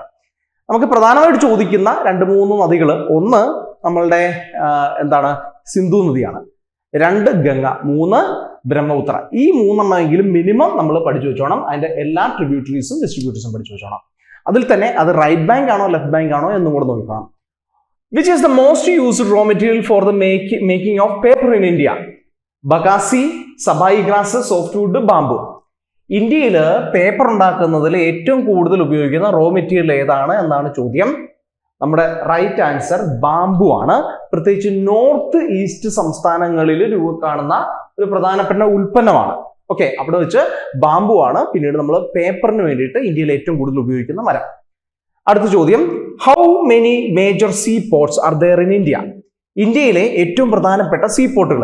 ഇന്ത്യയിൽ ഏതാണ്ട് 200-ലധികം പോർട്ടുകളുണ്ട്, 200-ലധികം തുറമുഖങ്ങളുണ്ട്. പക്ഷെ മേജർ പോർട്ടുകൾ എന്ന് അറിയപ്പെടുന്ന പോർട്ടുകൾ നമുക്ക് കുറച്ചേ ഉള്ളൂ. അത് എ 15, ബി 13, സി 12, ഡി 10. അപ്പൊ നമ്മുടെ റൈറ്റ് ആൻസർ എന്ന് പറയുന്നത് 13 ആണ്. നമുക്ക് നിലവിൽ ഉള്ള മേജർ സീ പോർട്ടുകൾ 13 ആണ്. അധികം വൈകാതെ 14 ആകും. ഓക്കെ, 2015 അനുസരിച്ച് ഇന്ത്യയിൽ 13 മേജർ സീ പോർട്ടുകളാണുള്ളത്. അത് നമ്മൾ നോക്കുമ്പോഴത്തേക്ക് പ്രധാനമായി അത് ഈ മേജർ സീ പോർട്ടുകളൊക്കെ കൈകാര്യം ചെയ്യുന്ന ആരാ? Government of India, ministry of ports എന്ന് പറയുന്ന, പോർട്സ്, ഷിപ്പിംഗ് ആൻഡ് വാട്ടർവേസ് എന്ന് പറയുന്ന ഒരു മിനിസ്ട്രി ഉണ്ട്, ഒരു മന്ത്രാലയമുണ്ട്. ആ കേന്ദ്രമന്ത്രിയുടെ കീഴിലാണ് ഗവൺമെന്റ് ഓഫ് ഇന്ത്യ ഈ 13 മേജർ പോർട്ടുകളും കൈകാര്യം ചെയ്തത്. അപ്പോൾ നമ്മൾ നോക്കുമ്പോഴത്തേക്ക് ഈ 13 മേജർ പോർട്ടുകൾ എന്തുകൊണ്ടാണ് 13 എന്ന് പറയുന്നത്? ഇന്ത്യയുടെ ഈസ്റ്റേൺ ആൻഡ് വെസ്റ്റേൺ കോസ്റ്റായിട്ട് 95% ഇന്ത്യയുടെ കാർഗോ ഷിപ്പിംഗ് എന്ന് പറയുമ്പോൾ കടൽ മാർഗം എത്തുന്ന ചരക്കുകളാണ്. ആ ചരക്കുകളും കൈകാര്യം ചെയ്യുന്നത് ഈ പറയുന്ന മേജർ പോർട്ടുകളാണ്. ഈ 95% കാർഗോ എന്ന് പറയുന്നത് അത് വോളിയത്തിലാണ്, എന്തുമാത്രം ഉണ്ട് എന്നുള്ളതാണ്, അതിന് ഭാരത്തിലൊക്കെയാണ്. ഇതിന്റെ മൂല്യത്തിൽ 70% വരും. അതായത് ഇപ്പൊ ഒരു 1000 കോടി മൂല്യം, അത് 70% അല്ലെങ്കിൽ 700 കോടി എവിടെ നിന്നാണ്? മേജർ പോർട്ടുകളാണ്. ബാക്കിയുള്ള 300 കോടിയാണ് ബാക്കിയുള്ള 200-ലധികം ചെറിയ പോർട്ടുകളിൽ എത്തുന്നത്. അപ്പം ഇത് ഭാരതത്തിന്റെ കാര്യത്തിലോ, ഇപ്പൊ 1000 ടണ്ണാണെങ്കിൽ 950 ടണ്ണും ഈ മേജർ പോർട്ടുകളിലാണ്. ബാക്കിയുള്ള 50 ടണ്ണ് മാത്രമേ ഉള്ളൂ. അപ്പം ഇത് വോളിയത്തിലും 95%, മൂല്യത്തിൽ 70% എന്ന് കാണാം. അടുത്തതായിട്ട് നമുക്ക് ഏറ്റവും പ്രധാനമായിട്ട് മേജർ പോർട്സുകൾ ഇന്ത്യയിൽ നോക്കാം. ജവഹർലാൽ നെഹ്റു പോർട്ട്, നവശേവ എന്ന് വിളിക്കും. ഇനി Mumbai port trust, Kandla port, Chennai port, Kolkata port, Paradip port, Visakhapatnam port, Tuticorin port, Cochin port എന്നിവയാണ് പ്രധാനപ്പെട്ട പോർട്ടുകൾ, മേജർ പോർട്ടുകൾ. ഇനി പുതിയൊരു പോർട്ടിന്റെ പണി നടക്കുകയാണ്. വധവാൻ എന്ന് പറയുന്ന ഒന്നാണ്. വധവാൻ അതും മഹാരാഷ്ട്രയിലാണ്. നമ്മുടെ ഏറ്റവും വലിയ പോർട്ടുകൾ, മേജർ പോർട്ടുകൾ തന്നെ ഏറ്റവും വലുത് ജവഹർലാൽ നെഹ്റു പോർട്ടും മുംബൈ പോർട്ട് ട്രസ്റ്റും, അതേപോലെ തന്നെ ഇനി വരാനിരിക്കുന്ന വധവാൻ പോർട്ട് 14ാമത്തെ മേജർ പോർട്ടായിട്ട് ഇനി വരാനിരിക്കുന്നതും മഹാരാഷ്ട്രയിലാണ് എന്നുള്ളത് നമ്മൾ നോക്കണം. What is the position of India in the world in the production of sugar? 3rd, 1st, 2nd, 4th. നമ്മൾ ഈ അടുത്ത കാലത്ത് നമുക്ക് ഒരു വലിയ അച്ചീവ്മെന്റ് ഉണ്ടായി. നമ്മളുടെ ഉത്തരം, ഈ ചോദ്യം പ്രീവിയസ് ക്വസ്റ്റ്യൻ ശ്രദ്ധിച്ചോണം, കഴിഞ്ഞ മുമ്പത്തെ വർഷം, അതിന് മുമ്പത്തെ വർഷമൊക്കെ ആയിരുന്നു ചോദ്യം വന്നത്. അപ്പൊ ഈ ചോദ്യം വന്ന വർഷം അതിന്റെ ആൻസർ സി ആയിരുന്നു. പക്ഷെ ഇനി നിങ്ങൾ 2025-ലോ 2026-ലോ ആണ് ചോദിക്കുന്നതെങ്കിൽ അതിന്റെ ഉത്തരം ബി ആയിരിക്കും. ഓക്കെ, നിലവിൽ നമ്മളുടെ ഉത്തരം ബി ആണ്. നേരത്തെ നമ്മുടെ ഉത്തരം സി ആയിരുന്നു 2025-ന് മുമ്പ് വരെ. ഓക്കെ, അത് പ്രീവിയസ് ക്വസ്റ്റ്യൻ ആയതുകൊണ്ടാണ് സെക്കൻഡ് എന്നുള്ള ഉത്തരം നമുക്ക് വരുന്നത്. പക്ഷെ ഇപ്പൊ നമ്മളോട് ഒരാൾ ചോദിച്ചു കഴിഞ്ഞാൽ നിങ്ങൾ എന്ത് ഉത്തരം പറയണം? ബി, ഫസ്റ്റ് എന്നുള്ള ഉത്തരം പറയണം. കാരണം ഏറ്റവും കൂടുതൽ ഷുഗർ ഉൽപ്പാദിപ്പിക്കുന്ന ബ്രസീലിനെ പിന്തള്ളി ഇന്ത്യ ലാർജസ്റ്റ് പ്രൊഡ്യൂസർ ആയിട്ട് 2025-ൽ മാറിയിട്ടുണ്ട്. അപ്പം ബ്രസീൽ ആയിരുന്നു ലാർജസ്റ്റ്, പക്ഷെ ബ്രസീലിനെ പിന്തള്ളിക്കൊണ്ട് ഇന്ത്യ ലോകത്തിലെ ഏറ്റവും വലിയ പ്രൊഡ്യൂസർ ഓഫ് ഷുഗർ ആയിട്ട് മാറി. ക്യൂബയൊക്കെ ഉണ്ടോ എന്നൊക്കെ നമുക്ക് ചിലപ്പോൾ ഒരു സംശയമൊക്കെ തോന്നും. പക്ഷെ ബ്രസീലാണ് ഏറ്റവും വലുത്, പിന്നീട് ഇന്ത്യ ആയിരുന്നു, ഇപ്പൊ ഇന്ത്യയാണ് ഏറ്റവും മുൻപിൽ. ഇനി ഇന്ത്യയിൽ തന്നെ ഏറ്റവും കൂടുതൽ ഷുഗർ പ്രൊഡ്യൂസ് ചെയ്യുന്ന സംസ്ഥാനങ്ങൾ മഹാരാഷ്ട്ര, ഉത്തർപ്രദേശ്, കർണാടക എന്നിവയാണ്. ഇന്ത്യയുടെ ഡൊമസ്റ്റിക് ഡിമാൻഡും അതുപോലെ തന്നെ എക്സ്പോർട്സിനും ഇവരാണ് കോൺട്രിബ്യൂട്ട് ചെയ്യുന്നത്. ഇന്ത്യ ഒരു ഗ്ലോബൽ ലീഡർ ആണെന്ന് കാണാം. ഇനി അടുത്തൊരു ചോദ്യം ഒരു സ്റ്റാറ്റിക് ആയിട്ടുള്ള ഒരു ജനറൽ ചോദ്യമാണ്. Which authority is responsible for development and regulation of inland waterways? Inland waterways authority Bharat, inland waterways authority of country, inland waterways authority of India, inland waterways authority of nation. നമുക്ക് ഇത് കണ്ടാൽ തന്നെ അതിന്റെ ഉത്തരം നമുക്ക് മനസ്സിലാവും. കാരണം എന്തായാലും ഭാരതം എന്നും കൺട്രി എന്നും നേഷൻ എന്നുള്ള വാക്കുകൾ ഉപയോഗിക്കത്തില്ല. Inland waterways authority of India എന്ന് പറയുന്നതാണ് നമ്മുടെ ശരിയായിട്ടുള്ള ഉത്തരം. ഓക്കെ, അപ്പോൾ നമ്മളുടെ ഇൻലൻഡ്, അതായത് കര പ്രദേശത്തോടുള്ള ചെറിയ തോടുകൾ, നദികൾ, അത് മുതൽ വലിയ നദികൾ വരെയുള്ള ആ ഇൻലൻഡ് വാട്ടർവേസിന്റെ ഡെവലപ്മെന്റിന് വേണ്ടി പ്രവർത്തിക്കുന്ന അതോറിറ്റിയാണ് inland waterways authority of India എന്ന് പറയുന്നത്. അല്ലെ, നമ്മളുടെ നാഷണൽ ഹൈവേ അതോറിറ്റി എന്നൊക്കെ പറയുന്ന പോലെ ഇൻലൻഡ് വാട്ടർ അതോറിറ്റി. അത് പ്രത്യേകിച്ച് പറയാനൊന്നുമില്ല, അത് തന്നെ, ഇത്രയേ ഉള്ളൂ. In which city is the Kopili hydel power project located? Nagaland, Assam, Manipur, Mizoram. ഈ കോപ്ലി ഹൈഡൽ പ്രോജക്ട് എന്ന് പറയുന്നത് നമ്മളൊന്ന് ആലോചിച്ചോണം, നമ്മളുടെ ഒരു പവർ പ്രോജക്റ്റ് ആണ്. ആസാമിലാണ് അത് കാണുന്നത്. ഹൈഡ്രോ ഇലക്ട്രിക് പവർ എന്ന് പറയുമ്പോഴത്തേക്ക് ജലം ഒരു ടർബൈനിലേക്ക് ഒഴുകിയിട്ട് അത് ആ ടർബൈൻ കറക്കി എന്തുണ്ടാക്കുന്നു, ആ ഒരു ഇലക്ട്രിസിറ്റി ഉണ്ടാക്കുന്ന രീതിയാണ്. നമ്മുടെ ഇപ്പം ഉദാഹരണത്തിന് ഇടുക്കി ഡാം, അങ്ങനെയൊക്കെയുള്ള ഡാമുകളിൽ നിന്നും വെള്ളം എടുത്തിട്ട് ഉണ്ടാക്കുന്നതാണ്. അപ്പൊ ഈ ഇങ്ങനെയുള്ള ഒരു പ്രൊജക്റ്റുകൾക്ക് വളരെ വാർത്താ പ്രാധാന്യമുണ്ട്. ഓരോ സംസ്ഥാനങ്ങളിലും അതിന് പ്രാധാന്യമുണ്ട്. കാരണം ഒരു ഡാം ഉണ്ടാക്കുമ്പോൾ അതിന് പല കാര്യങ്ങളുണ്ട്. ഒരുപാട് ഫോറസ്റ്റുകൾ മുങ്ങിപ്പോകും. ഇനി ഡാമുകൾ ഉണ്ടാക്കുമ്പോൾ അതിൽ നിന്നായിരിക്കും ആ സംസ്ഥാനത്തിനുള്ള പ്രധാനപ്പെട്ട ജലസേചനം കൃഷിക്കും അതുപോലെ കുടിവെള്ളത്തിനും ഒക്കെ എത്തിക്കുകയൊക്കെ ചെയ്യുന്നത്. അതേപോലെ തന്നെ വലിയ രീതിയിലുള്ള മാറ്റങ്ങളുണ്ട്. ഇനി അതിന്റെ നമ്മുടെ ഒരു നദി തടഞ്ഞു നിർത്തിയിട്ടായിരിക്കും നമ്മൾ ഡാം ഉണ്ടാക്കുന്നത്. ഇതിനു വേണ്ടിയിട്ട് ഇലക്ട്രിസിറ്റി പ്രൊഡ്യൂസ് ചെയ്യാൻ വേണ്ടിയിട്ട്. അപ്പൊ അതുമായിട്ട് ബന്ധപ്പെട്ടിട്ട് നമുക്ക് ഈ നദി ഏത് നദിയിലായിരിക്കും എന്നൊക്കെയുള്ള ചോദ്യങ്ങളും ഒക്കെ നമുക്ക് ഇതിനകത്ത് വരും. സോ കോപ്ലി ഹൈഡൽ പവർ പ്രോജക്ട് എന്ന് പറയുന്ന ആസാമിലെ ദിമ ഹസാവോ ഡിസ്ട്രിക്റ്റിലാണ് പണി കഴിപ്പിച്ചിരിക്കുന്നത്. ഇത് കോപ്ലി നദി, അതിന്റെ നദിയുടെ പേര് കോപ്ലി എന്നാണ്. ആസാമിലെ ഒരു പ്രധാനപ്പെട്ട നദിയാണ്. ഉംറോങ് എന്ന് പറയുന്ന ഒരു നദി അതിനുമായിട്ട് ബന്ധപ്പെട്ട് കിടക്കുന്ന മറ്റൊരു നദിയാണ്. അതും കൂടെ ഒന്ന് ഓർത്തു വെച്ചോണം. ഇനി നമ്മുടെ നോർത്ത് ഈസ്റ്റേൺ പ്രദേശത്ത് ഉള്ള സംസ്ഥാനങ്ങൾക്ക് പൊതുവായിട്ട് ഈ ഇലക്ട്രിക് പവർ ഒരു പ്രൊജക്ട് ഉണ്ട്. ഇപ്പൊ നമുക്ക് കേരളത്തിലെ സംസ്ഥാനത്തിന് KSEB ഉണ്ട്, അല്ലെങ്കിൽ ഒരു കേന്ദ്ര ഒരു അതോറിറ്റി മിക്കവാറും ബാക്കിയുള്ള സംസ്ഥാനങ്ങളിലെല്ലാം കാണും. ഈ നോർത്ത് ഈസ്റ്റ് സംസ്ഥാനങ്ങൾ എന്ന് പറയുന്നതും അതുപോലെ തന്നെ ഹിമാലയൻ സംസ്ഥാനങ്ങൾ, ഇതൊക്കെ കുറച്ചും കൂടെ പ്രത്യേകതയുള്ളതാണ്. ഇവ കുറച്ചും കൂടെ ബാക്ക്വേർഡ് ആണ് എന്നുള്ള ഒരു സംഭവം നമുക്ക് കാണാം. അല്ലെങ്കിൽ അതിന് അത്രയും ഒരു ഫിനാൻഷ്യൽ ആയിട്ടുള്ള ഒരു സ്ട്രെങ്ത് ഇല്ല. അപ്പൊ ഇവയ്ക്ക് വേണ്ടിയിട്ട് പ്രത്യേകം ചില അതോറിറ്റികളും ഇൻസ്റ്റിറ്റ്യൂഷൻസും നമ്മളുടെ കേന്ദ്ര ഗവൺമെന്റിൻ്റെതായിട്ടുണ്ട്. അപ്പൊ ഹിമാലയൻ മേഖലയിലും നോർത്ത് ഈസ്റ്റിലും ചിലപ്പോൾ നമുക്ക് പ്രധാനപ്പെട്ട ചില ഈ പറയുന്ന കേന്ദ്ര ഗവൺമെന്റ് ചില ഏജൻസീസ് ഉണ്ടാവും. അതിലൊന്ന് north eastern electric power corporation limited എന്ന് പറയുന്ന ഒന്നാണ് NEPCO. അപ്പൊ ഇതൊരു സംസ്ഥാനമല്ല, പല സംസ്ഥാനങ്ങൾക്ക് വേണ്ടിയിട്ടാണ്. അപ്പൊ നോർത്ത് ഈസ്റ്റിന് മൊത്തമായിട്ടാണ് അവരാണ് ഈ ഒരു പ്രൊജക്ട് ഡെവലപ്പ് ചെയ്യുന്നത്. അത് കേന്ദ്ര ഗവൺമെന്റ് കീഴിലാണ്. 275 മെഗാവാട്ട് അതിന്റെ കപ്പാസിറ്റി. നമുക്ക് ഇത് കൂടാതെ മറ്റ് ചില പവർ പ്ലാന്റുകളും ഉണ്ട്. ഹാൻഡോങ് പവർ പ്ലാന്റ്, അതൊക്കെ ഇതുമായിട്ട് റിലേറ്റഡ് ആയിട്ട് നമുക്ക് കാണാൻ വേണ്ടി കഴിയും. നോർത്ത് ഈസ്റ്റ് സംസ്ഥാനങ്ങൾക്ക് വേണ്ടിയിട്ടാണ് ഇങ്ങനെയുള്ള പവർ പ്ലാന്റുകൾ രൂപീകരിക്കുന്നത്. നമുക്ക് നോക്കാം, അടുത്ത ചോദ്യം നോക്കാം. Which is the best quality coal? Anthracite, bituminous, lignite, peat. ഇത് നമ്മൾ പ്രത്യേകം അറിഞ്ഞിരിക്കേണ്ടതാണ്. ഇന്ത്യയിലെ ഏറ്റവും ബെസ്റ്റ് ക്വാളിറ്റി ഏതാണ്, എന്താണ് കാര്യങ്ങളൊക്കെ. കാരണം നമുക്ക് വലിയ രീതിയിൽ ഒരു ഇന്ധനമായിട്ട് ഉപയോഗിക്കുന്ന കോളാണ്. ആന്ത്രസൈറ്റ് ആണ് ബെസ്റ്റ് ക്വാളിറ്റി കോൾ എന്ന് പറയുന്നത്. പൊതുവെ ഇന്ത്യയിൽ ഈ ആന്ത്രസൈറ്റ് കുറവാണ്. അതുകൊണ്ട് തന്നെ നമുക്ക് മറ്റ് രാജ്യങ്ങളെ ആശ്രയിക്കേണ്ടതായിട്ട് വരികയും ചെയ്യുന്നുണ്ട്. ഏതാണ്ട് 86% മുതൽ 97% വരെ carbon content, high carbon content ഉള്ള കോളുകളാണ് ഏറ്റവും ഹയസ്റ്റ് ആയിട്ടുള്ള ക്വാളിറ്റി. ഇതിനെയാണ് ആന്ത്രസൈറ്റ് എന്ന് വിളിക്കുക. ഇതിൽ ജലാംശം, മോയ്സ്ചർ കുറവായിരിക്കും. അതേപോലെ മോയ്സ്ചർ കുറവായിരിക്കും, ജലാംശം. അതേപോലെ തന്നെ കുറച്ചും കൂടെ സ്ഥിരമായിട്ടുള്ളതായിരിക്കും. ഇതിന്റെ ഒരു പ്രത്യേകത എന്ന് വെച്ചാൽ വളരെ ക്ലീനസ്റ്റ് ആയിട്ടുള്ള നല്ല ഹൈ എനർജി അതിനകത്തുനിന്ന് ഉൽപ്പാദിപ്പിക്കാൻ വേണ്ടി കഴിയും. നല്ല തീവ്രമായിട്ടുള്ള ചൂടായിരിക്കും അതിനകത്തുനിന്ന് രൂപം പ്രാപിക്കാം. ഇനി നമ്മൾ നോക്കുമ്പോഴത്തേക്ക് ഇതിന്റെ വേറെ ചില ക്വാളിറ്റികൾ വളരെ പതുക്കെ മാത്രമേ അത് കത്തുള്ളൂ. ആ പതുക്കെ കത്തുന്നതുകൊണ്ട് തന്നെ എനർജി എഫിഷ്യൻസി കൂടുതലാണ്. ആ കത്തുന്നതിൽ തന്നെ നമുക്ക് ഹൈ ആയിട്ടുള്ള ഒരു ബ്ലൂ ഫ്ലെയിം എന്ന് വെച്ചാൽ ഹൈ ഫ്ലെയിം ആണ്, നല്ല തീവ്രമായ ചൂടായിരിക്കും. അപ്പോൾ വളരെ എഫിഷ്യന്റ് ആയിട്ടുള്ള ഒരു കമ്പഷൻ ആണ്. മിനിമൽ സ്മോക്ക്, അധികം പൊല്യൂട്ടൻസ് ഇല്ല, മുഴുവനായിട്ട് കത്തിത്തീരുന്നു. ഇങ്ങനെയുള്ള പല ഗുണങ്ങൾ ആന്ത്രസൈറ്റിനുണ്ട്.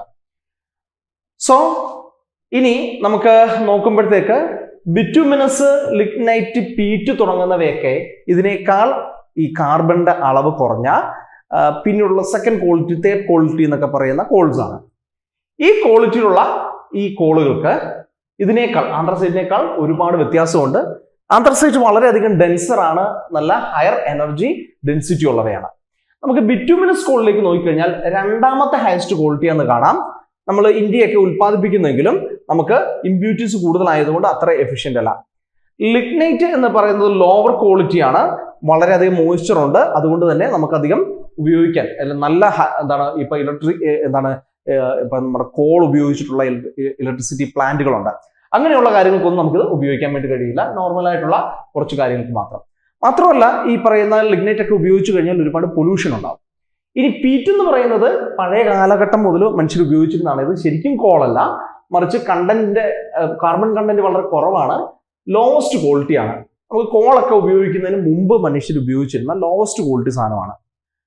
അപ്പോ നമുക്ക് ആന്ത്രസൈറ്റ് നമുക്ക് ജമ്മു കാശ്മീരിൽ വളരെ സ്മോൾ ക്വാണ്ടിറ്റിയിൽ കാണാൻ വേണ്ടി സാധിക്കും. ഇന്ത്യയിൽ നമുക്ക് അധികം കാണാൻ വേണ്ടി കഴിയില്ല. അതുകൊണ്ട് തന്നെ ആന്ത്രസൈറ്റിന് വേണ്ടിയിട്ട് നമുക്ക് പല രാജ്യങ്ങളെയും ആശ്രയിക്കേണ്ടതായിട്ട് വരുന്നു. അപ്പൊ ഇതൊന്ന് നമ്മൾ മനസ്സിലാക്കി വെച്ചോണം. എന്തൊക്കെയാണ് ആന്ത്രസൈറ്റിന്റെ ഗുണം, എന്തൊക്കെയുകൊണ്ടാണ് അതിനെ ഹയസ്റ്റ് ക്വാളിറ്റി എന്ന് വിളിക്കുന്നത്, ബിറ്റുമിനസ്, ലിഗ്നൈറ്റ്, പിന്നെ പീറ്റ്, ഈ 4 ക്വാളിറ്റി ഒന്ന് നോക്കണം. നമുക്ക് നോക്കാം. On the banks of which river is the town Surat located? Tapi, Narmada, Ghaghra, Kosi. നമുക്ക് ഈ സൂറത്ത് എന്ന് പറയുന്നത് നമ്മളുടെ ഈ വെസ്റ്റേൺ കോസ്റ്റിൽ നിലനിൽക്കുന്ന ഒരു പട്ടണമാണ്, പ്രത്യേകിച്ച് ഗുജറാത്തിൽ അല്ലെ. ഈ വെസ്റ്റ് ടു ഈസ്റ്റ് ആണ് കൂടുതലും നമ്മുടെ നദികൾ ഒഴുകുന്നത്. ഈ ഈസ്റ്റ് ടു വെസ്റ്റ് എന്ന് പറയുന്നത് വളരെ കുറച്ച് നദികൾ മാത്രമേ ഉള്ളൂ. അപ്പോൾ വെസ്റ്റേൺ ഗാട്സിന്റെ ആ ഭാഗത്തേക്ക് ഒഴുകുന്ന നദികൾ, അതൊക്കെ ഒരു പൊതുവായിട്ടുള്ള കാരണം ഇന്ത്യയുടെ ഒരു മൊത്തത്തിലൊരു ജോഗ്രഫിക്കലായിട്ട് ഒരു ചരിവും കൂടിയുണ്ട്, അതും കൂടാ. അപ്പൊ ഇതിൽ 4 ഓപ്ഷൻസ് ഉണ്ട്: ടാപ്പി, നർമ്മദ, ഗാഗ്ര, കോസി. പക്ഷെ റൈറ്റ് ആൻസർ ടാപ്പിയാണ്. ടാപ്പി, നർമ്മദയും വൺ ഓഫ് ദ ഏറ്റവും ഫേമസ് ആയിട്ടുള്ള നമ്മളുടെ വെസ്റ്റേൺ കോസ്റ്റിലേക്ക് വരുന്ന അറേബ്യൻ സീയിലേക്ക് വന്ന് ചേരുന്ന 2 പ്രധാനപ്പെട്ട നദികളാണ്. ഇതില് ടാപ്പി റിവർ എന്ന് പറയുന്നത് മധ്യപ്രദേശിലെ സത്പുര ഹിൽസിൽ ആരംഭിച്ച് അത് മഹാരാഷ്ട്രയിലൂടെയും അതുപോലെ തന്നെ ഗുജറാത്തിലൂടെയും ഒഴുകി നമ്മളുടെ സൂറത്തിനടുത്ത് അറേബ്യൻ സീയിലേക്ക് വന്ന് ചേരുകയാണ് ചെയ്യുന്നത്. നമുക്ക് കൊമേഴ്ഷ്യൽ ആയിട്ടും ഇൻഡസ്ട്രിയൽ ആയിട്ടുള്ള ആക്ടിവിറ്റീസിന് ടാപ്പി നദിയിൽ നിന്നുള്ള വലിയ രീതിയിലുള്ള ജലം അതിന് ആവശ്യമാണ്. കാരണം സൂറത്ത് എന്ന് പറയുന്നത് ഡയമണ്ട്, ടെക്സ്റ്റൈൽസ് തുടങ്ങുന്ന ഇൻഡസ്ട്രീസിന് വളരെയധികം ഫേമസ് ആണ്. ഇന്ത്യയുടെ ഒരു ഡയമണ്ടിന്റെ ഇൻഡസ്ട്രീസിന്റെ കേന്ദ്രമെന്നോ ടെക്സ്റ്റൈൽ ഇൻഡസ്ട്രി കേന്ദ്രമെന്നോ ഒക്കെ നമുക്ക് വേണേൽ പറയാം. അടുത്തൊരു ചോദ്യം നോക്കാം. The radio transmission works in which layer of the atmosphere? നമ്മളുടെ റേഡിയോ ട്രാൻസ്മിഷന് നമ്മളെ സഹായിക്കുന്ന അറ്റ്മോസ്ഫിയറിലെ ഏത് ലെയറാണ്? Mesosphere, thermosphere, exosphere, stratosphere. നമ്മൾ നോക്കിക്കോണം. നമ്മുടെ അറ്റ്മോസ്ഫിയറിന്റെ ലെയറുകൾ മനസ്സിലാക്കിയാൽ മാത്രമേ നമുക്ക് ഈ ഒരു ചോദ്യത്തിന് ഉത്തരം എഴുതാൻ വേണ്ടി കഴിയത്തുള്ളൂ. നമ്മുടെ റൈറ്റ് ആൻസർ തെർമോസ്ഫിയർ ആണ്. തെർമോസ്ഫിയറിൽ നിന്റെ ഒരു ഉപവിഭാഗമാണ് അയണോസ്ഫിയർ എന്ന് പറയുന്നത്. ഈ അയണോസ്ഫിയറിന്റെ പ്രവർത്തനം മൂലമാണ് നമുക്ക് റേഡിയോ ട്രാൻസ്മിഷൻ സാധ്യമാകുന്നത്. നമുക്ക് ഒന്ന് നോക്കാം. ഒരു ചിത്രം ആദ്യം നോക്കാം. ഈ ചിത്രത്തില് ഭൂമിയുടെ മുകളിലേക്ക് അന്തരീക്ഷം എന്ന് പറയുന്നത് 20 kilometre, 50 kilometre, 85 kilometre, 690 kilometre, 10,000 kilometre എന്ന് പറയുന്ന രീതിയിൽ മുകളിലേക്ക് ഇങ്ങനെ വ്യാപിച്ചു കിടക്കുകയാണ്. അപ്പൊ ഇവിടെ ഏറ്റവും താഴെയുള്ളത് ട്രോപ്പോസ്ഫിയർ, അതിന് മുകളിൽ സ്ട്രാറ്റോസ്ഫിയർ, മുകളിൽ മെസോസ്ഫിയർ, അതിന് മുകളിൽ തെർമോസ്ഫിയർ, എക്സോസ്ഫിയർ. ഓരോന്നിനും പ്രത്യേകതയുണ്ട്. നമ്മളുടെ കാലാവസ്ഥ വ്യതിയാനങ്ങളെല്ലാം നടക്കുന്നത് ട്രോപ്പോസ്ഫിയറിലാണ്, മേഘങ്ങളുമെല്ലാം. അതിന് മുകളിലാണ് സ്ട്രാറ്റോസ്ഫിയർ. ഈ സ്ട്രാറ്റോസ്ഫിയറിലൂടെയാണ്, അതിന്റെ മുകളിലൂടെ വേണം, ഈ ട്രോപ്പോസ്ഫിയറിന്റെ മുകളിലൂടെ വേണം വിമാനങ്ങൾക്കൊക്കെ പോകാൻ, ഇല്ലെങ്കിൽ മഴമേഘങ്ങളും ഒക്കെ ഉണ്ട്. ഇനി നമുക്ക് മുകളിലേക്ക് പോകുമ്പോഴും ഇവിടെ എന്ത് കാണാം? നമ്മളുടെ പ്രധാനമായിട്ട് ഉൽക്കകളൊക്കെ കത്തിപ്പോകുന്നത് മെസോസ്ഫിയറിലാണ്. അതിന് മുകളിൽ തെർമോസ്ഫിയർ ഉണ്ട്. തെർമോസ്ഫിയറിൽ നമ്മൾ നോക്കുമ്പോൾ ഒരു ചൂട് കൂടുന്നതായിട്ട് നമുക്ക് കാണാം. ഒപ്പം ഇലക്ട്രോണുകളും പ്രോട്ടോണുകളും കൂടെ ചേർന്നിട്ട് ഒരു അയണോസ്ഫിയർ എന്ന് പറയുന്ന ഒരു അയോണുകളുടെ ഒരു കേന്ദ്രം കാണാം. ഒരു വലിയ സമുദ്രം പോലെ ഇങ്ങനെ കിടക്കുകയാണ്. ഈ അയോണോസ്ഫിയറിൽ ഇപ്പൊ ഇവിടുന്ന് നമ്മളുടെ ഒരു സിഗ്നൽ മുകളിലേക്ക് അയച്ചു കഴിഞ്ഞാൽ ഈ അയോണോസ്ഫിയറിൽ അയോണുകളായതുകൊണ്ട്, കാരണം സൂര്യന്റെ വാതകങ്ങൾ, സൗരവാതകങ്ങൾ അടിച്ചിട്ടാണ് ഇവിടെ ഇലക്ട്രോൺസും പ്രോട്ടോൺസും സ്വതന്ത്രമായിട്ട് മാറി അയോണോസ്ഫിയർ എന്ന് പറയുന്ന അയോണുകളുടെ ഒരു വലിയ ഒരു ഇതായിട്ട് കിടക്കുന്നത്. അപ്പൊ സ്വാഭാവികമായിട്ട് നമ്മുടെ ഈ എർത്തിൽ നിന്നും മുകളിലേക്ക് നമ്മളൊരു സിഗ്നൽ, റേഡിയോ സിഗ്നൽ അടിച്ചു കഴിഞ്ഞാൽ ഇവിടെ വന്നിട്ട് അത് അയോണോസ്ഫിയർ ഉള്ളത് കൊണ്ട് അത് റിഫ്ലക്ട് ചെയ്ത് താഴേക്ക് വേറൊരു സ്ഥലത്ത് വരും. അപ്പൊ കിലോമീറ്റർ അല്ല 100 കണക്കിന് കിലോമീറ്റർ അല്ല 1000 കിലോമീറ്ററുകൾക്ക് അപ്പുറത്തേക്ക് നമുക്ക് സിഗ്നൽ കിട്ടും.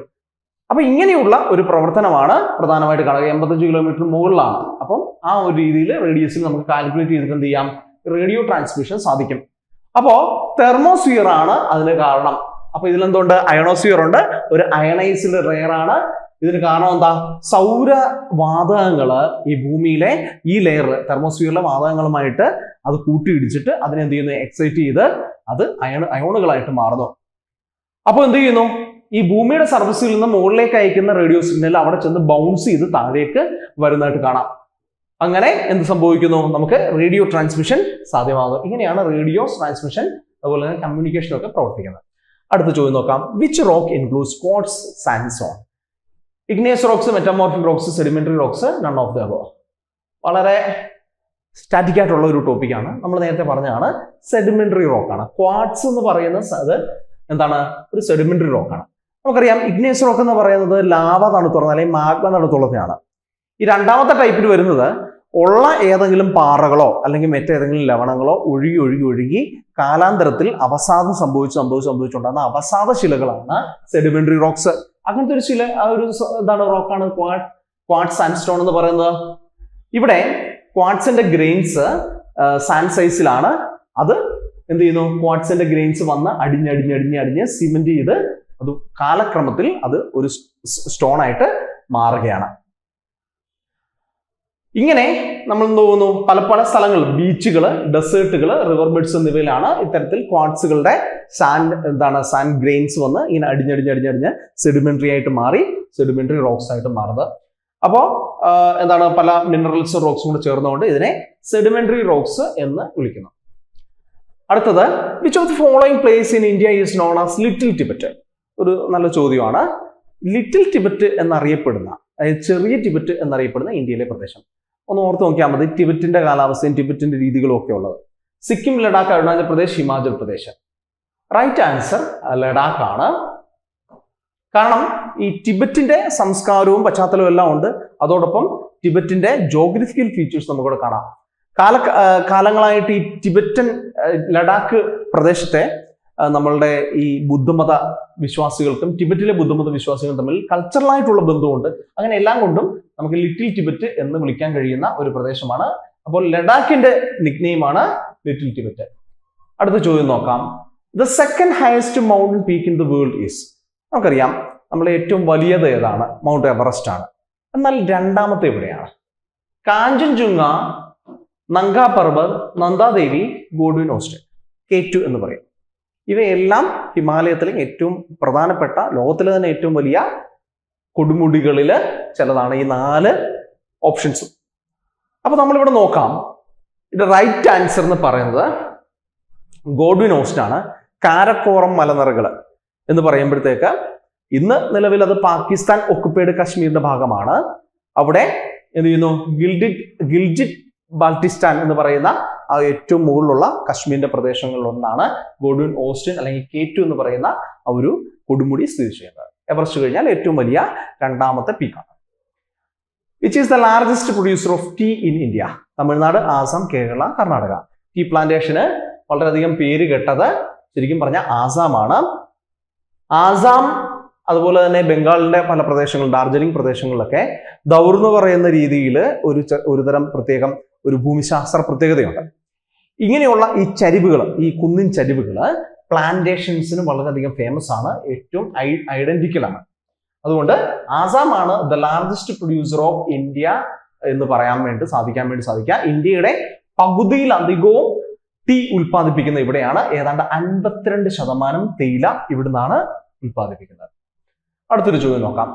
The most prominent distributary of Ganga river is? Yamuna, Ram, Ganga, Gomti, Hooghly. നമുക്കറിയാം ട്രിബ്യൂട്ടറി ഉണ്ട്, ഡിസ്ട്രിബ്യൂട്ടറി ഉണ്ട്. ഒരു നദിയെ പരിപോഷിപ്പിക്കുന്ന, നദിയിലേക്ക് വന്നു ചേരുന്ന നദികൾ, ചെറിയ നദികളെയാണ് നമ്മൾ ട്രിബ്യൂട്ടറീസ് എന്ന് വിളിക്കുക. അപ്പോൾ ഇതിന്റെ വലതുവശത്തൂടെയാണ് അത് വന്ന് ചേരുന്നതെങ്കിൽ അതിനെ റൈറ്റ് ബാങ്ക് ട്രിബ്യൂട്ടറി എന്നും, ലെഫ്റ്റ് വശത്തൂടെ, അതായത് നദി ഇങ്ങനെ മുൻപോട്ട് ഒഴുകുന്ന ദിശയിൽ ലെഫ്റ്റ് വശത്തൂടെ ആണെങ്കിൽ അതിനെ ലെഫ്റ്റ് ബാങ്ക് റിവർ എന്ന് വിളിക്കുന്നു. നമുക്ക് യമുന എന്ന് പറയുന്നത് ഈ ഗംഗയുടെ ഒരു ഒരു ട്രിബ്യൂട്ടറി ആണെന്ന് കാണാം. One of the most important. അപ്പൊ അതല്ല ഉത്തരം. ഡിസ്ട്രിബ്യൂട്ടറി എന്ന് പറയുന്നത് ഈ നദികൾ പലതായിട്ട് പിരിഞ്ഞ് പല രീതിയിൽ എന്ത് ചെയ്യുന്നു, ഒരു സമുദ്രത്തിലേക്ക് ചെന്ന് എത്തുകയാണ് ചെയ്യുന്നത്. ഇതാണ് എന്ത് ഡിസ്ട്രിബ്യൂട്ടറി. ഇവിടെ ചോദിച്ചിരിക്കുന്നത് എന്താ, ഡിസ്ട്രിബ്യൂട്ടറി ആണ്. അപ്പൊ നമുക്കൊരു നദിയെ സംബന്ധിച്ച് ഡിസ്ട്രിബ്യൂട്ടറിയും അതേപോലെ ട്രിബ്യൂട്ടറിയും പഠിക്കണം. ഗംഗയുടെ ഏറ്റവും പ്രധാനപ്പെട്ട ഡിസ്ട്രിബ്യൂട്ടറി ഹൂഗ്ലി നദിയാണ്. നമുക്ക് ഇതാണ് ഗംഗ. ഗംഗ ഇങ്ങനെ ഒഴുകുകയാണ്. അവിടെ എന്ത് ചെയ്യുന്നു, ഗംഗോത്രിയിൽ നിന്ന് ഭഗീരഥി ഒഴുകി നമ്മളുടെ അളകനന്ദ ബദ്രിനാഥിൽ നിന്ന് ഒഴുകി രണ്ടും കൂടെ കൂടിച്ചേർന്ന് ദേവപ്രയാഗിലെത്തി അവിടെ നിന്ന് ഗംഗയായിട്ട് മാറി അതിങ്ങനെ ഒഴുകി ഒഴുകി ഒഴുകി നമ്മുടെ അലഹബാദിൽ എത്തുമ്പോഴത്തേക്ക് യമുന വന്ന് അതിന്റെ റൈറ്റ് ബാങ്കിലേക്ക് കയറുന്നു അല്ലെ. അതുപോലെ തന്നെ രാംഗംഗ ഒരു ട്രിബ്യൂട്ടറിയാണ്, ഗോമതി ഒരു ട്രിബ്യൂട്ടറിയാണ്. ഇനി യമുനയുടെ ട്രിബ്യൂട്ടറീസ് വേറെയുണ്ട്. സോൺ എന്ന് പറയുന്ന നദി വരുന്നു, ഗാഗ്ര, ഗണ്ഡക്, കോസി ഇതെല്ലാം ട്രിബ്യൂട്ടറിയാണ്. മഹാനന്ദ ട്രിബ്യൂട്ടറിയാണ്, ദാമോദർ അതിലൊരു ട്രിബ്യൂട്ടറിയാണ്. എന്നിട്ട് അത് രണ്ടായിട്ട് ഇവിടെ വെച്ച് പിരിയുകയാണ്. ഒന്ന് ബംഗ്ലാദേശിലേക്ക് പത്മ എന്ന് പറയുന്ന ശാഖയായിട്ടും ഇന്ത്യക്കുള്ളിലൂടെ വെസ്റ്റ് ബംഗാളിലൂടെ അത് ഹൂഗ്ലി എന്ന് പറയുന്ന ശാഖയായിട്ട് മാറുന്നു. ഇന്ത്യക്കുള്ളിലെ ഏറ്റവും പ്രധാനപ്പെട്ടത് ഹൂഗ്ലിയാണ്. ഈ ഇന്ത്യക്ക് വെളിയിൽ ബംഗ്ലാദേശിലേക്ക് അത് പത്മ എന്ന് പറയുന്ന പേരിൽ വേറൊരു ഡിസ്ട്രിബ്യൂട്ടറി ആയിട്ട് ഒഴുകിപ്പോകുന്നു. സോ റൈറ്റ് ആൻസർ ഹൂഗ്ലിയാണ്. Which mountain range separates Asia from Europe? അതാണ് നമ്മുടെ അടുത്ത ചോദ്യം. Ural mountains, Carpathian mountains, Alps, Caucasus mountains. ഇവിടെ ശ്രദ്ധിച്ചോണം, ഏഷ്യയും നമുക്കറിയാം ഒരു രണ്ട് ഭൂഖണ്ഡങ്ങളെ തമ്മിൽ വേർതിരിക്കുന്ന പല ഘടകങ്ങളുണ്ട്. ഇപ്പൊ നമ്മൾ നേരത്തെ നമ്മുടെ ഒരു ചോദ്യത്തിൽ നോക്കി, വടക്കൻ അമേരിക്കയും തെക്കൻ അമേരിക്കയും തമ്മിൽ വേർതിരിക്കുന്നത് എന്താണ്? പനാമ ഇസ്മസ് ആണ് അല്ലെ, നമ്മൾ നോക്കിയതാണ്. വേറൊരു ചോദ്യത്തിൽ ആ ചോദ്യത്തിന് തന്നെ എക്സ്പ്ലനേഷൻ നമ്മൾ നോക്കിയിരുന്നു, ഏഷ്യയും ആഫ്രിക്കയും തമ്മിൽ വേർതിരിക്കുന്നത് എന്താണ്? സൂയസ് ഇസ്മസ് ആണ് അല്ലെ, ചെറിയൊരു ഭാഗമാണ്.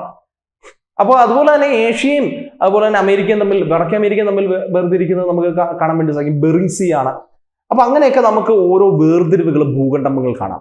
അപ്പൊ നമ്മൾ പലപ്പോഴും മാപ്പ് എടുത്ത് വെച്ച് നോക്കിക്കഴിഞ്ഞാൽ നമുക്ക് ദൃശ്യമായിട്ട് യൂറോപ്പിനെയും അതേപോലെ തന്നെ ഏഷ്യയും തമ്മിൽ വേർതിരിക്കുന്ന ജോഗ്രഫിക്കൽ ഫീച്ചേഴ്സ് എന്താണെന്ന് പലപ്പോഴും നമുക്ക് മനസ്സിലാക്കാൻ വേണ്ടി സാധിക്കത്തില്ല.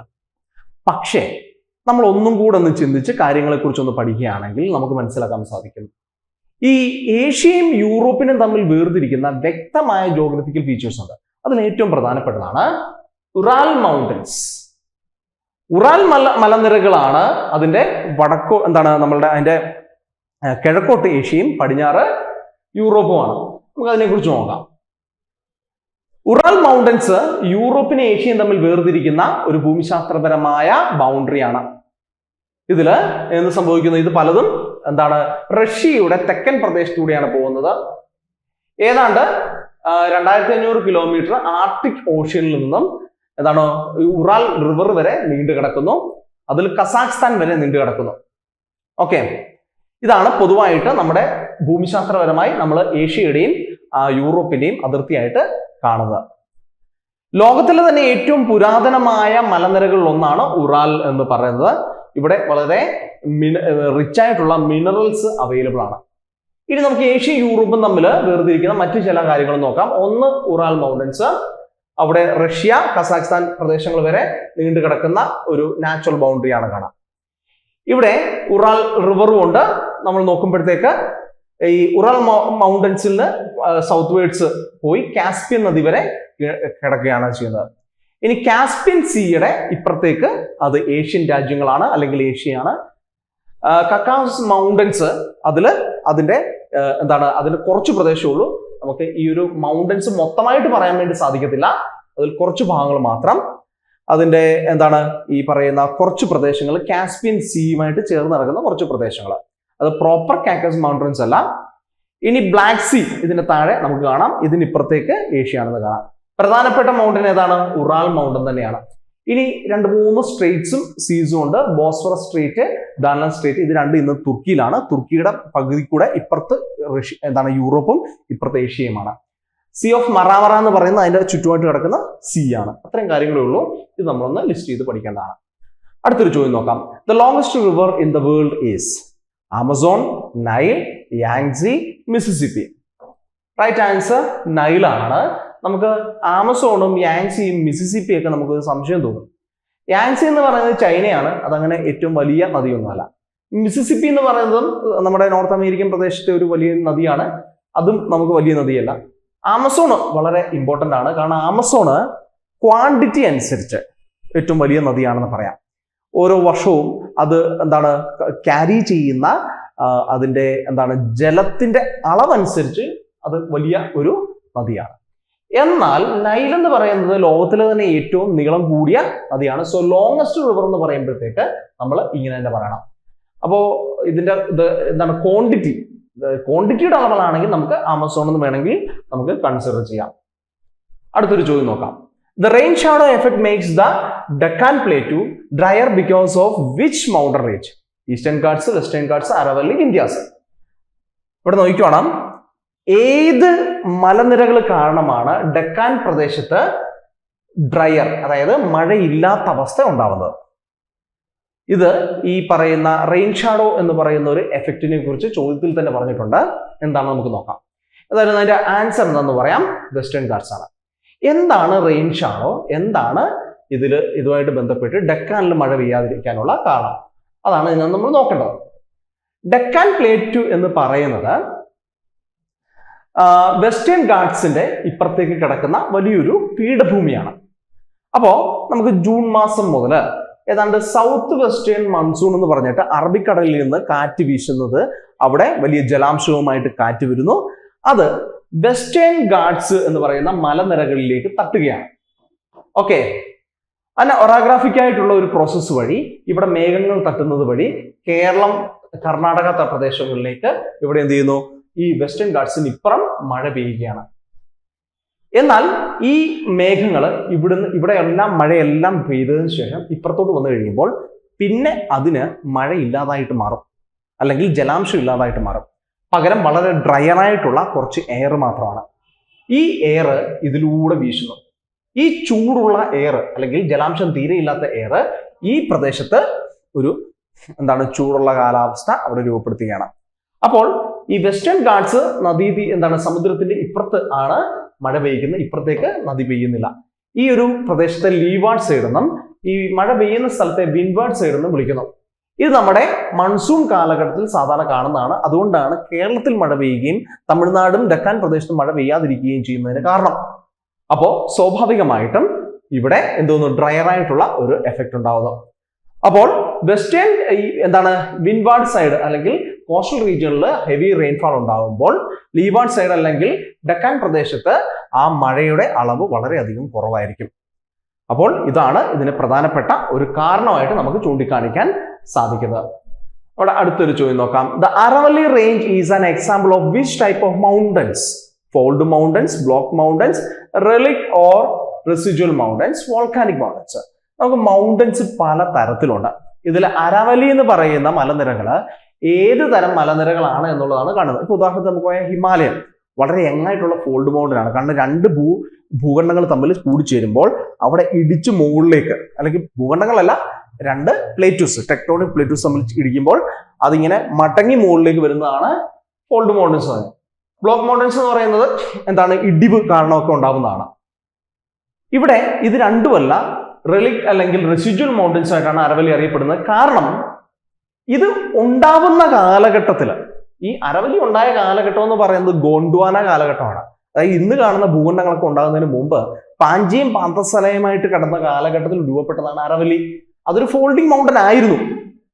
അത് എങ്ങനെയാണ് ഫോൾഡിംഗ് ആയെന്ന് പോലും നമുക്കറിയത്തില്ല. അത്രയ്ക്ക് പുരാതനമാണ്. ലോകത്തിലെ തന്നെ ഏറ്റവും പുരാതനമായ മലനിരകളാണ് അരവല്ലി. പക്ഷേ അതെന്ത് ചെയ്തു, കാലക്രമത്തിൽ അതിന്റെ മാറ്റങ്ങൾ വന്നു. അത് ഇങ്ങനെ അതിന്റെ ഉയരം കുറഞ്ഞു, വെതറിങ് കാരണം അല്ലെ. അത് പലതരത്തിൽ പല പ്രശ്നങ്ങൾ കാരണം എന്ത് ചെയ്തു, അതിന് പല പ്രശ്നങ്ങൾ ഉണ്ടാവുകയും അതിന് ഉയരം കുറയുകയും അത് ലോകത്തിലെ തന്നെ ഏറ്റവും പുരാതനമായ മലനിരയായിട്ട് മാറുകയും ചെയ്തു. പ്രീ കാംബ്രിയൻ എര എന്ന് പറയുന്ന അതിപുരാതനമായ ഭൂമിയുടെ ഉത്ഭവ ഒരു കാലഘട്ടത്തിലാണ് അരവല്ലി മലനിരകൾ ഉണ്ടായത്. ഇതൊരു ഫോൾഡ് മൗണ്ടൻ ആയിരുന്നു. പിന്നീട് മില്യൺസ് ഓഫ് ഇയേഴ്സ് കാരണം അതിന്റെ എറോഷൻ കാരണം അതിൽ നിന്ന് പല സാധനങ്ങളും അത് ഇല്ലാതായി പോയി. അത് പലതരത്തിൽ വെതറിങ്സ് നടക്കുകയും അരവല്ലിയുടെ അതിന്റെ പുറമേയുള്ള പല ഭാഗങ്ങളും അത് തേഞ്ഞു മാഞ്ഞു പോവുകയും അതിന്റെ ഉയരം കുറയുകയൊക്കെ ചെയ്തു. അങ്ങനെ മില്യൺസ് ഓഫ് ഇയേഴ്സ് കൊണ്ട് അതിന് മാറ്റം വന്നു. അങ്ങനെ അവസാനം അത് എന്തായിട്ട് മാറുന്നു? നമുക്ക് ഒരു റമനൻ, ഒരു റിലിക് ആയിട്ട് മാറുന്നു. അതുകൊണ്ട് ഒരു പുരാതന മൗണ്ടന്റെ റിലിക് ആയതുകൊണ്ട് അതിനെ നമുക്ക് ഈ ഒരു റിലിക് മൗണ്ടൻ എന്ന് മാത്രമേ അതിനെ വിളിക്കാൻ വേണ്ടി പറ്റത്തുള്ളൂ, അല്ലെങ്കിൽ റെസിഡ്യൂൽ മൗണ്ടൻ എന്ന് പറയുന്നു. അതേസമയത്ത് ഹിമാലയം എന്ന് പറയുന്നത് ഭൂമിയിലെ ഏറ്റവും യങ്ങസ്റ്റ് ആയിട്ടുള്ള മൗണ്ടൻ റീജിയൻസിലോ ഒന്നാണെന്ന് നമുക്ക് കാണാൻ വേണ്ടി കഴിയും. നമുക്ക് അടുത്ത ചോദ്യത്തിലേക്ക് പോകാം. Which state receives rainfall from both Arabian sea and bay of Bengal branches of monsoon? Punjab, Karnataka, Tamil Nadu, Rajasthan. നമ്മുടെ ചോദ്യം മൺസൂണിനെ കുറിച്ചാണ്. നമുക്കറിയാം, നമ്മുടെ ജൂൺ മുതലുള്ള ഒരു സമയത്ത് ഈ വളരെ ഹ്യൂമിഡായിട്ടുള്ള, വളരെ വെറ്റായിട്ടുള്ള ഒരു എയർ നമ്മളുടെ ഈ സമുദ്രത്തിന് മുകളിലുണ്ട്. പ്രത്യേകിച്ച് ഇന്ത്യൻ ഓഷ്യനിൽ, അറേബ്യൻ സീയുടെ മുകളിലൊക്കെ ഉണ്ട്. ബേ ഓഫ് ബംഗാളിലും ഉണ്ട്, അതുപോലെ തന്നെ അറേബ്യൻ സീയിലും ഉണ്ട്.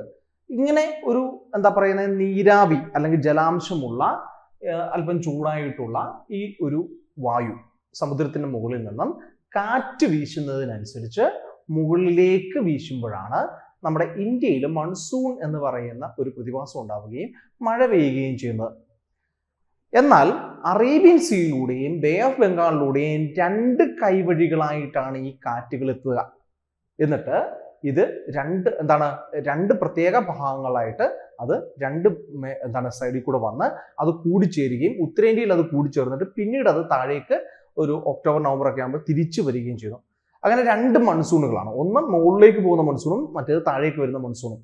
ഇങ്ങനെയാണ് ഈ മൺസൂൺ വരുന്നത്. അപ്പോൾ ഇവിടെ നമ്മൾ ശ്രദ്ധിക്കണം, സെപ്റ്റംബർ ഒക്ടോബറിലേക്ക് തിരികെ വരുന്നത് ഇങ്ങനെ കൂട്ടിമുട്ടിയിട്ട് തിരിച്ചു വരുന്നതാണ്. ഇവിടെ ഒന്ന് നോക്കിയോണം, അറേബ്യൻ സീയുടെയും അതേപോലെ തന്നെ ബേ ഓഫ് ബംഗാളിന്റെയും ബ്രാഞ്ചുകൾ ഒരുപോലെ കിട്ടുന്ന ഏത് സംസ്ഥാനത്താണെന്നാണ്. പഞ്ചാബ്, കർണാടക, തമിഴ്നാട്, രാജസ്ഥാൻ. റൈറ്റ് ആൻസർ പഞ്ചാബ് ആണ്. കാരണം അത് നമുക്ക് ആ രീതിയിൽ നമ്മളൊന്ന് മനസ്സിലാക്കേണ്ടതായിട്ടുണ്ട്. അതായത് ചില പ്രധാനപ്പെട്ട സ്ഥലങ്ങളിൽ പഞ്ചാബ്, ഉത്തർപ്രദേശ് റീജിയണിലും ഒക്കെ ആയിട്ട് നമുക്ക് രണ്ട് പ്രദേശങ്ങളിൽ നിന്ന് വരുന്ന കാറ്റുകൾ കൂട്ടി യോജിപ്പിച്ച് അവിടെ മഴ പെയ്യുകയാണ്. ഇവിടെ ഈ മുകളിലേക്ക് പോകുന്ന അറേബ്യൻ സീയുടെ കാറ്റ് മുകളിലേക്ക് പോകുമ്പോൾ അവ പലതും ഈ വെസ്റ്റേൺ ഗാട്സിന്റെ അവിടെ തട്ടിയിട്ട് അവിടെ മഴയായിട്ട് പെയ്യുന്നു. ബേ ഓഫ് ബംഗാളിലെ കാറ്റുകൾ ഇപ്പുറത്ത് നമ്മളുടെ തെലുങ്കാന അല്ലെങ്കിൽ തമിഴ്നാട് പ്രദേശങ്ങളിലൊക്കെ ആയിട്ട് പെയ്യുകയും ചെയ്യുന്നുണ്ട്. അപ്പൊ കർണാടക, രാജസ്ഥാൻ തുടങ്ങുന്നവ അറേബ്യൻ സീയുടെ കാറ്റുകൾ വഴിയും തമിഴ്നാട് ഈ ബേ ഓഫ് ബംഗാളിലെ കാറ്റ് വഴിയും കിട്ടുമ്പോൾ അതിന് മുകളിലേക്ക് എന്ന് രണ്ടും കൂടെ കൂട്ടിമുട്ടിയിട്ട് പഞ്ചാബിലാണ് ഏറ്റവും കൂടുതൽ മൺസൂണിന്റെ രണ്ട് ഭാഗത്തു നിന്നുള്ള മഴ പെയ്യുന്നത്. അപ്പോൾ ഇത് നമുക്ക് കാണാൻ വേണ്ടി സാധിക്കും. ബാക്കിയുള്ള സ്ഥലങ്ങളിൽ റെയിൻ ഷാഡോ. കാരണം റെയിൻ ഷാഡോ എന്ന് പറയുമ്പോൾ വെസ്റ്റേൺ ഗാട്സ് ഉണ്ട്, പശ്ചിമഘട്ടമുണ്ട്. അത് കാരണം അറേബ്യൻ സീയുടെ കാറ്റുകൾ അപ്പുറത്തോട്ട് പോകുന്നില്ല. ഇവിടെ ബേ ഓഫ് ബംഗാള് ഈ ഈ ഈസ്റ്റേൺ ഗാട്സ് ഒന്ന് മാത്രമല്ല, ഒരു ഭൂപ്രകൃതി കാരണം അവിടെയാണ് കൂടുതലായിട്ട് പെയ്യുന്നത്. ഇനി അടുത്ത് നോക്കാം, El Nino phenomenon causes which effect on Indian monsoon? El Nino എന്ന് പറയുന്നത് നമ്മുടെ സൗത്ത് അമേരിക്കൻ പ്രദേശങ്ങളിൽ കാണപ്പെടുന്ന ഒരു പ്രതിഭാസമാണ്. അത് മൺസൂണിനെ എന്ത് ചെയ്യുന്നു? Strengthen monsoon, weakens monsoon, no effect regular pattern.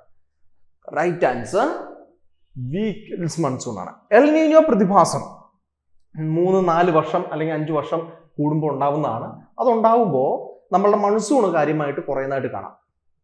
കാരണം ഒരു അബ്നോർമൽ വാർമിംഗ് ആണ് ഇവിടെ സംഭവിക്കുക. അപ്പോൾ പസഫിക് ഓഷ്യന്റെ ഒരു ഇക്വറ്റോറിയൽ ഭൂമധ്യ രേഖയോട് ചേർന്നിട്ട് സെൻട്രൽ ആൻഡ് ഈസ്റ്റേൺ പ്രദേശത്ത് സർഫക്സ്, അതായത് കടലിന്റെ ഉപരിതലം ചൂട് പിടിക്കുന്നു. ഇത്തരത്തിൽ ചൂട് പിടിക്കുന്ന ഈ ഒരു കാറ്റുകൾ ആഗോളതലത്തിൽ ഒരു ചൂടിനും മറ്റ് പ്രശ്നങ്ങൾക്കും കാരണമാവുകയും നമ്മുടെ ഇന്ത്യയിലേക്ക് പായുന്ന കാറ്റുകളെ കാര്യമായിട്ട് അതിനെ വീക്ക് ചെയ്യുകയും ചെയ്തു. ഇങ്ങനെ മൺസൂൺ വിൻഡുകൾ കാര്യമായിട്ട് വലിയ ബലഹീനമാവുകയും അവ മൺസൂൺ വളരെയധികം വീക്കറായിട്ട് വളരെ റെയിൻഫോൾ വളരെ കുറയാൻ വേണ്ടി കാരണമാവുകയും ചെയ്യുന്നു. ഇങ്ങനെ എൽ നീഞ്ഞോ പ്രതിഭാസം ഉണ്ടാവുന്ന പസഫിക് ഓഷ്യനിൽ ഈ കടലിന്റെ ഉപരിതലം ചൂട് പിടിക്കുന്ന ഈ ഒരു കാലഘട്ടത്തില് ഒരു 3-4 വർഷം 5 വർഷം കൂടുമ്പോൾ ഉണ്ടാകുന്ന ഈ ഒരു പ്രതിഭാസത്തില് ഇന്ത്യയിലെ മൺസൂണിന്റെ അളവ് ജലാംശം കുറവായിരിക്കും. ഇവിടെ പലപ്പോഴും ഇന്ത്യയിൽ ഡ്രോട്ട്സ്, കാരണം മൺസൂൺ കുറയുമ്പോഴത്തേക്ക് മഴ കുറയുമ്പോൾ വരൾച്ച ഉണ്ടാകാൻ കാരണമുണ്ട്, ഡ്രൈ സ്പെൽസ് ഉണ്ടാകും, നെഗറ്റീവ് ഇമ്പാക്ട്സ് അഗ്രികൾച്ചറിൽ ഉണ്ടാവും. ഇങ്ങനെയുള്ള കാര്യങ്ങളൊക്കെ കാണാം. എന്നാൽ ഇതിന് നേരെ ഓപ്പോസിറ്റ് ആയിട്ടുള്ളൊരു സംഭവം നടക്കുന്നുണ്ട്. ലാ നീന എന്നാണ് അതിന് പറയുന്ന പേര്. അത് എന്ത് സംഭവിക്കുന്നു? അത് ഇങ്ങനെ 3-4 വർഷം കഴിയുമ്പോൾ നേരെ ഓപ്പോസിറ്റ് ആയിട്ടാണ് സംഭവിക്കുന്നത്. ഇവിടെ എന്ത് ചെയ്യുന്നു? തണുപ്പാണ് കൂടുന്നത്. അതുകൊണ്ട് തന്നെ ഇവിടെ മൺസൂണിന്റെ ഒരു കാലാവസ്ഥ, പസഫിക് ഓഷ്യനിൽ സംഭവിക്കുന്ന ഈ ഒരു പ്രതിഭാസം നമ്മുടെ മൺസൂണിനെ നേരെ എന്ത് ചെയ്യുന്നു? സ്ട്രോങ് ആക്കാൻ വേണ്ടി സാധിക്കുന്നു. ആ സമയത്ത് എബവ് നോർമൽ റെയിൻഫോൾ ഉണ്ടാകുന്നു. ആ സമയത്ത് ചിലപ്പോൾ പ്രളയം ഉണ്ടായെന്ന് വരും. അപ്പൊ ഇവിടെ ശ്രദ്ധിച്ചോണം, സൗത്ത് അമേരിക്കൻ പ്രദേശത്ത് ഇക്വറ്റോറിയൽ ആ ഒരു സമയത്ത് ഇവിടെ ഈ കടലിന്റെ ഉപരിതലം ചൂടുപിടിക്കുകയാണ്. ഈ ചൂട് പിടിക്കുന്നത് കൊണ്ട് തന്നെ ഇവിടെ എന്ത് ചെയ്യുന്നു? കാറ്റ് ഇങ്ങോട്ട് വീശുന്ന, ഇങ്ങോട്ടാണ് വെസ്റ്റ്ലി എന്ന് പറയുന്ന രീതിയിൽ കാറ്റ് വീശുന്നത്. ഈ കാറ്റ് ഇതും കൂടെ കൂട്ടിമുട്ടി ഇവിടെ അങ്ങ് മഴ പെയ്യും. ഓക്കെ, അതുകൊണ്ട് തന്നെ ഇവിടെ എന്ത് സംഭവിക്കുന്നു? ഇവിടെ അതിനനുസരിച്ചുള്ള ഒരു പ്രതിഭാസം പസഫിക്കിന്റെ ഇപ്പുറത്തെ പ്രദേശത്തുണ്ടാകുന്നു. ഇവിടെ കുറച്ചുകൂടെ ഡ്രൈ ആയിട്ട് മാറുകയും ചെയ്യുന്നു. അങ്ങനെ വാം വാട്ടർ ഉണ്ടാവുന്നു, ഇവിടെ കുറച്ച് ഡ്രൈ ആയിട്ട് മാറുന്നു. അതുകൊണ്ട് തന്നെ ഇവിടെ ജലാംശം കുറവായിരിക്കും. അങ്ങനെ ഒരു മഴയ്ക്ക് സാധ്യത കുറയുകയാണ്, അല്ലെങ്കിൽ അളവ് കുറയുകയാണ് ചെയ്യുന്നത്. അടുത്ത നമ്മുടെ ഒരു ചോദ്യം നോക്കാം.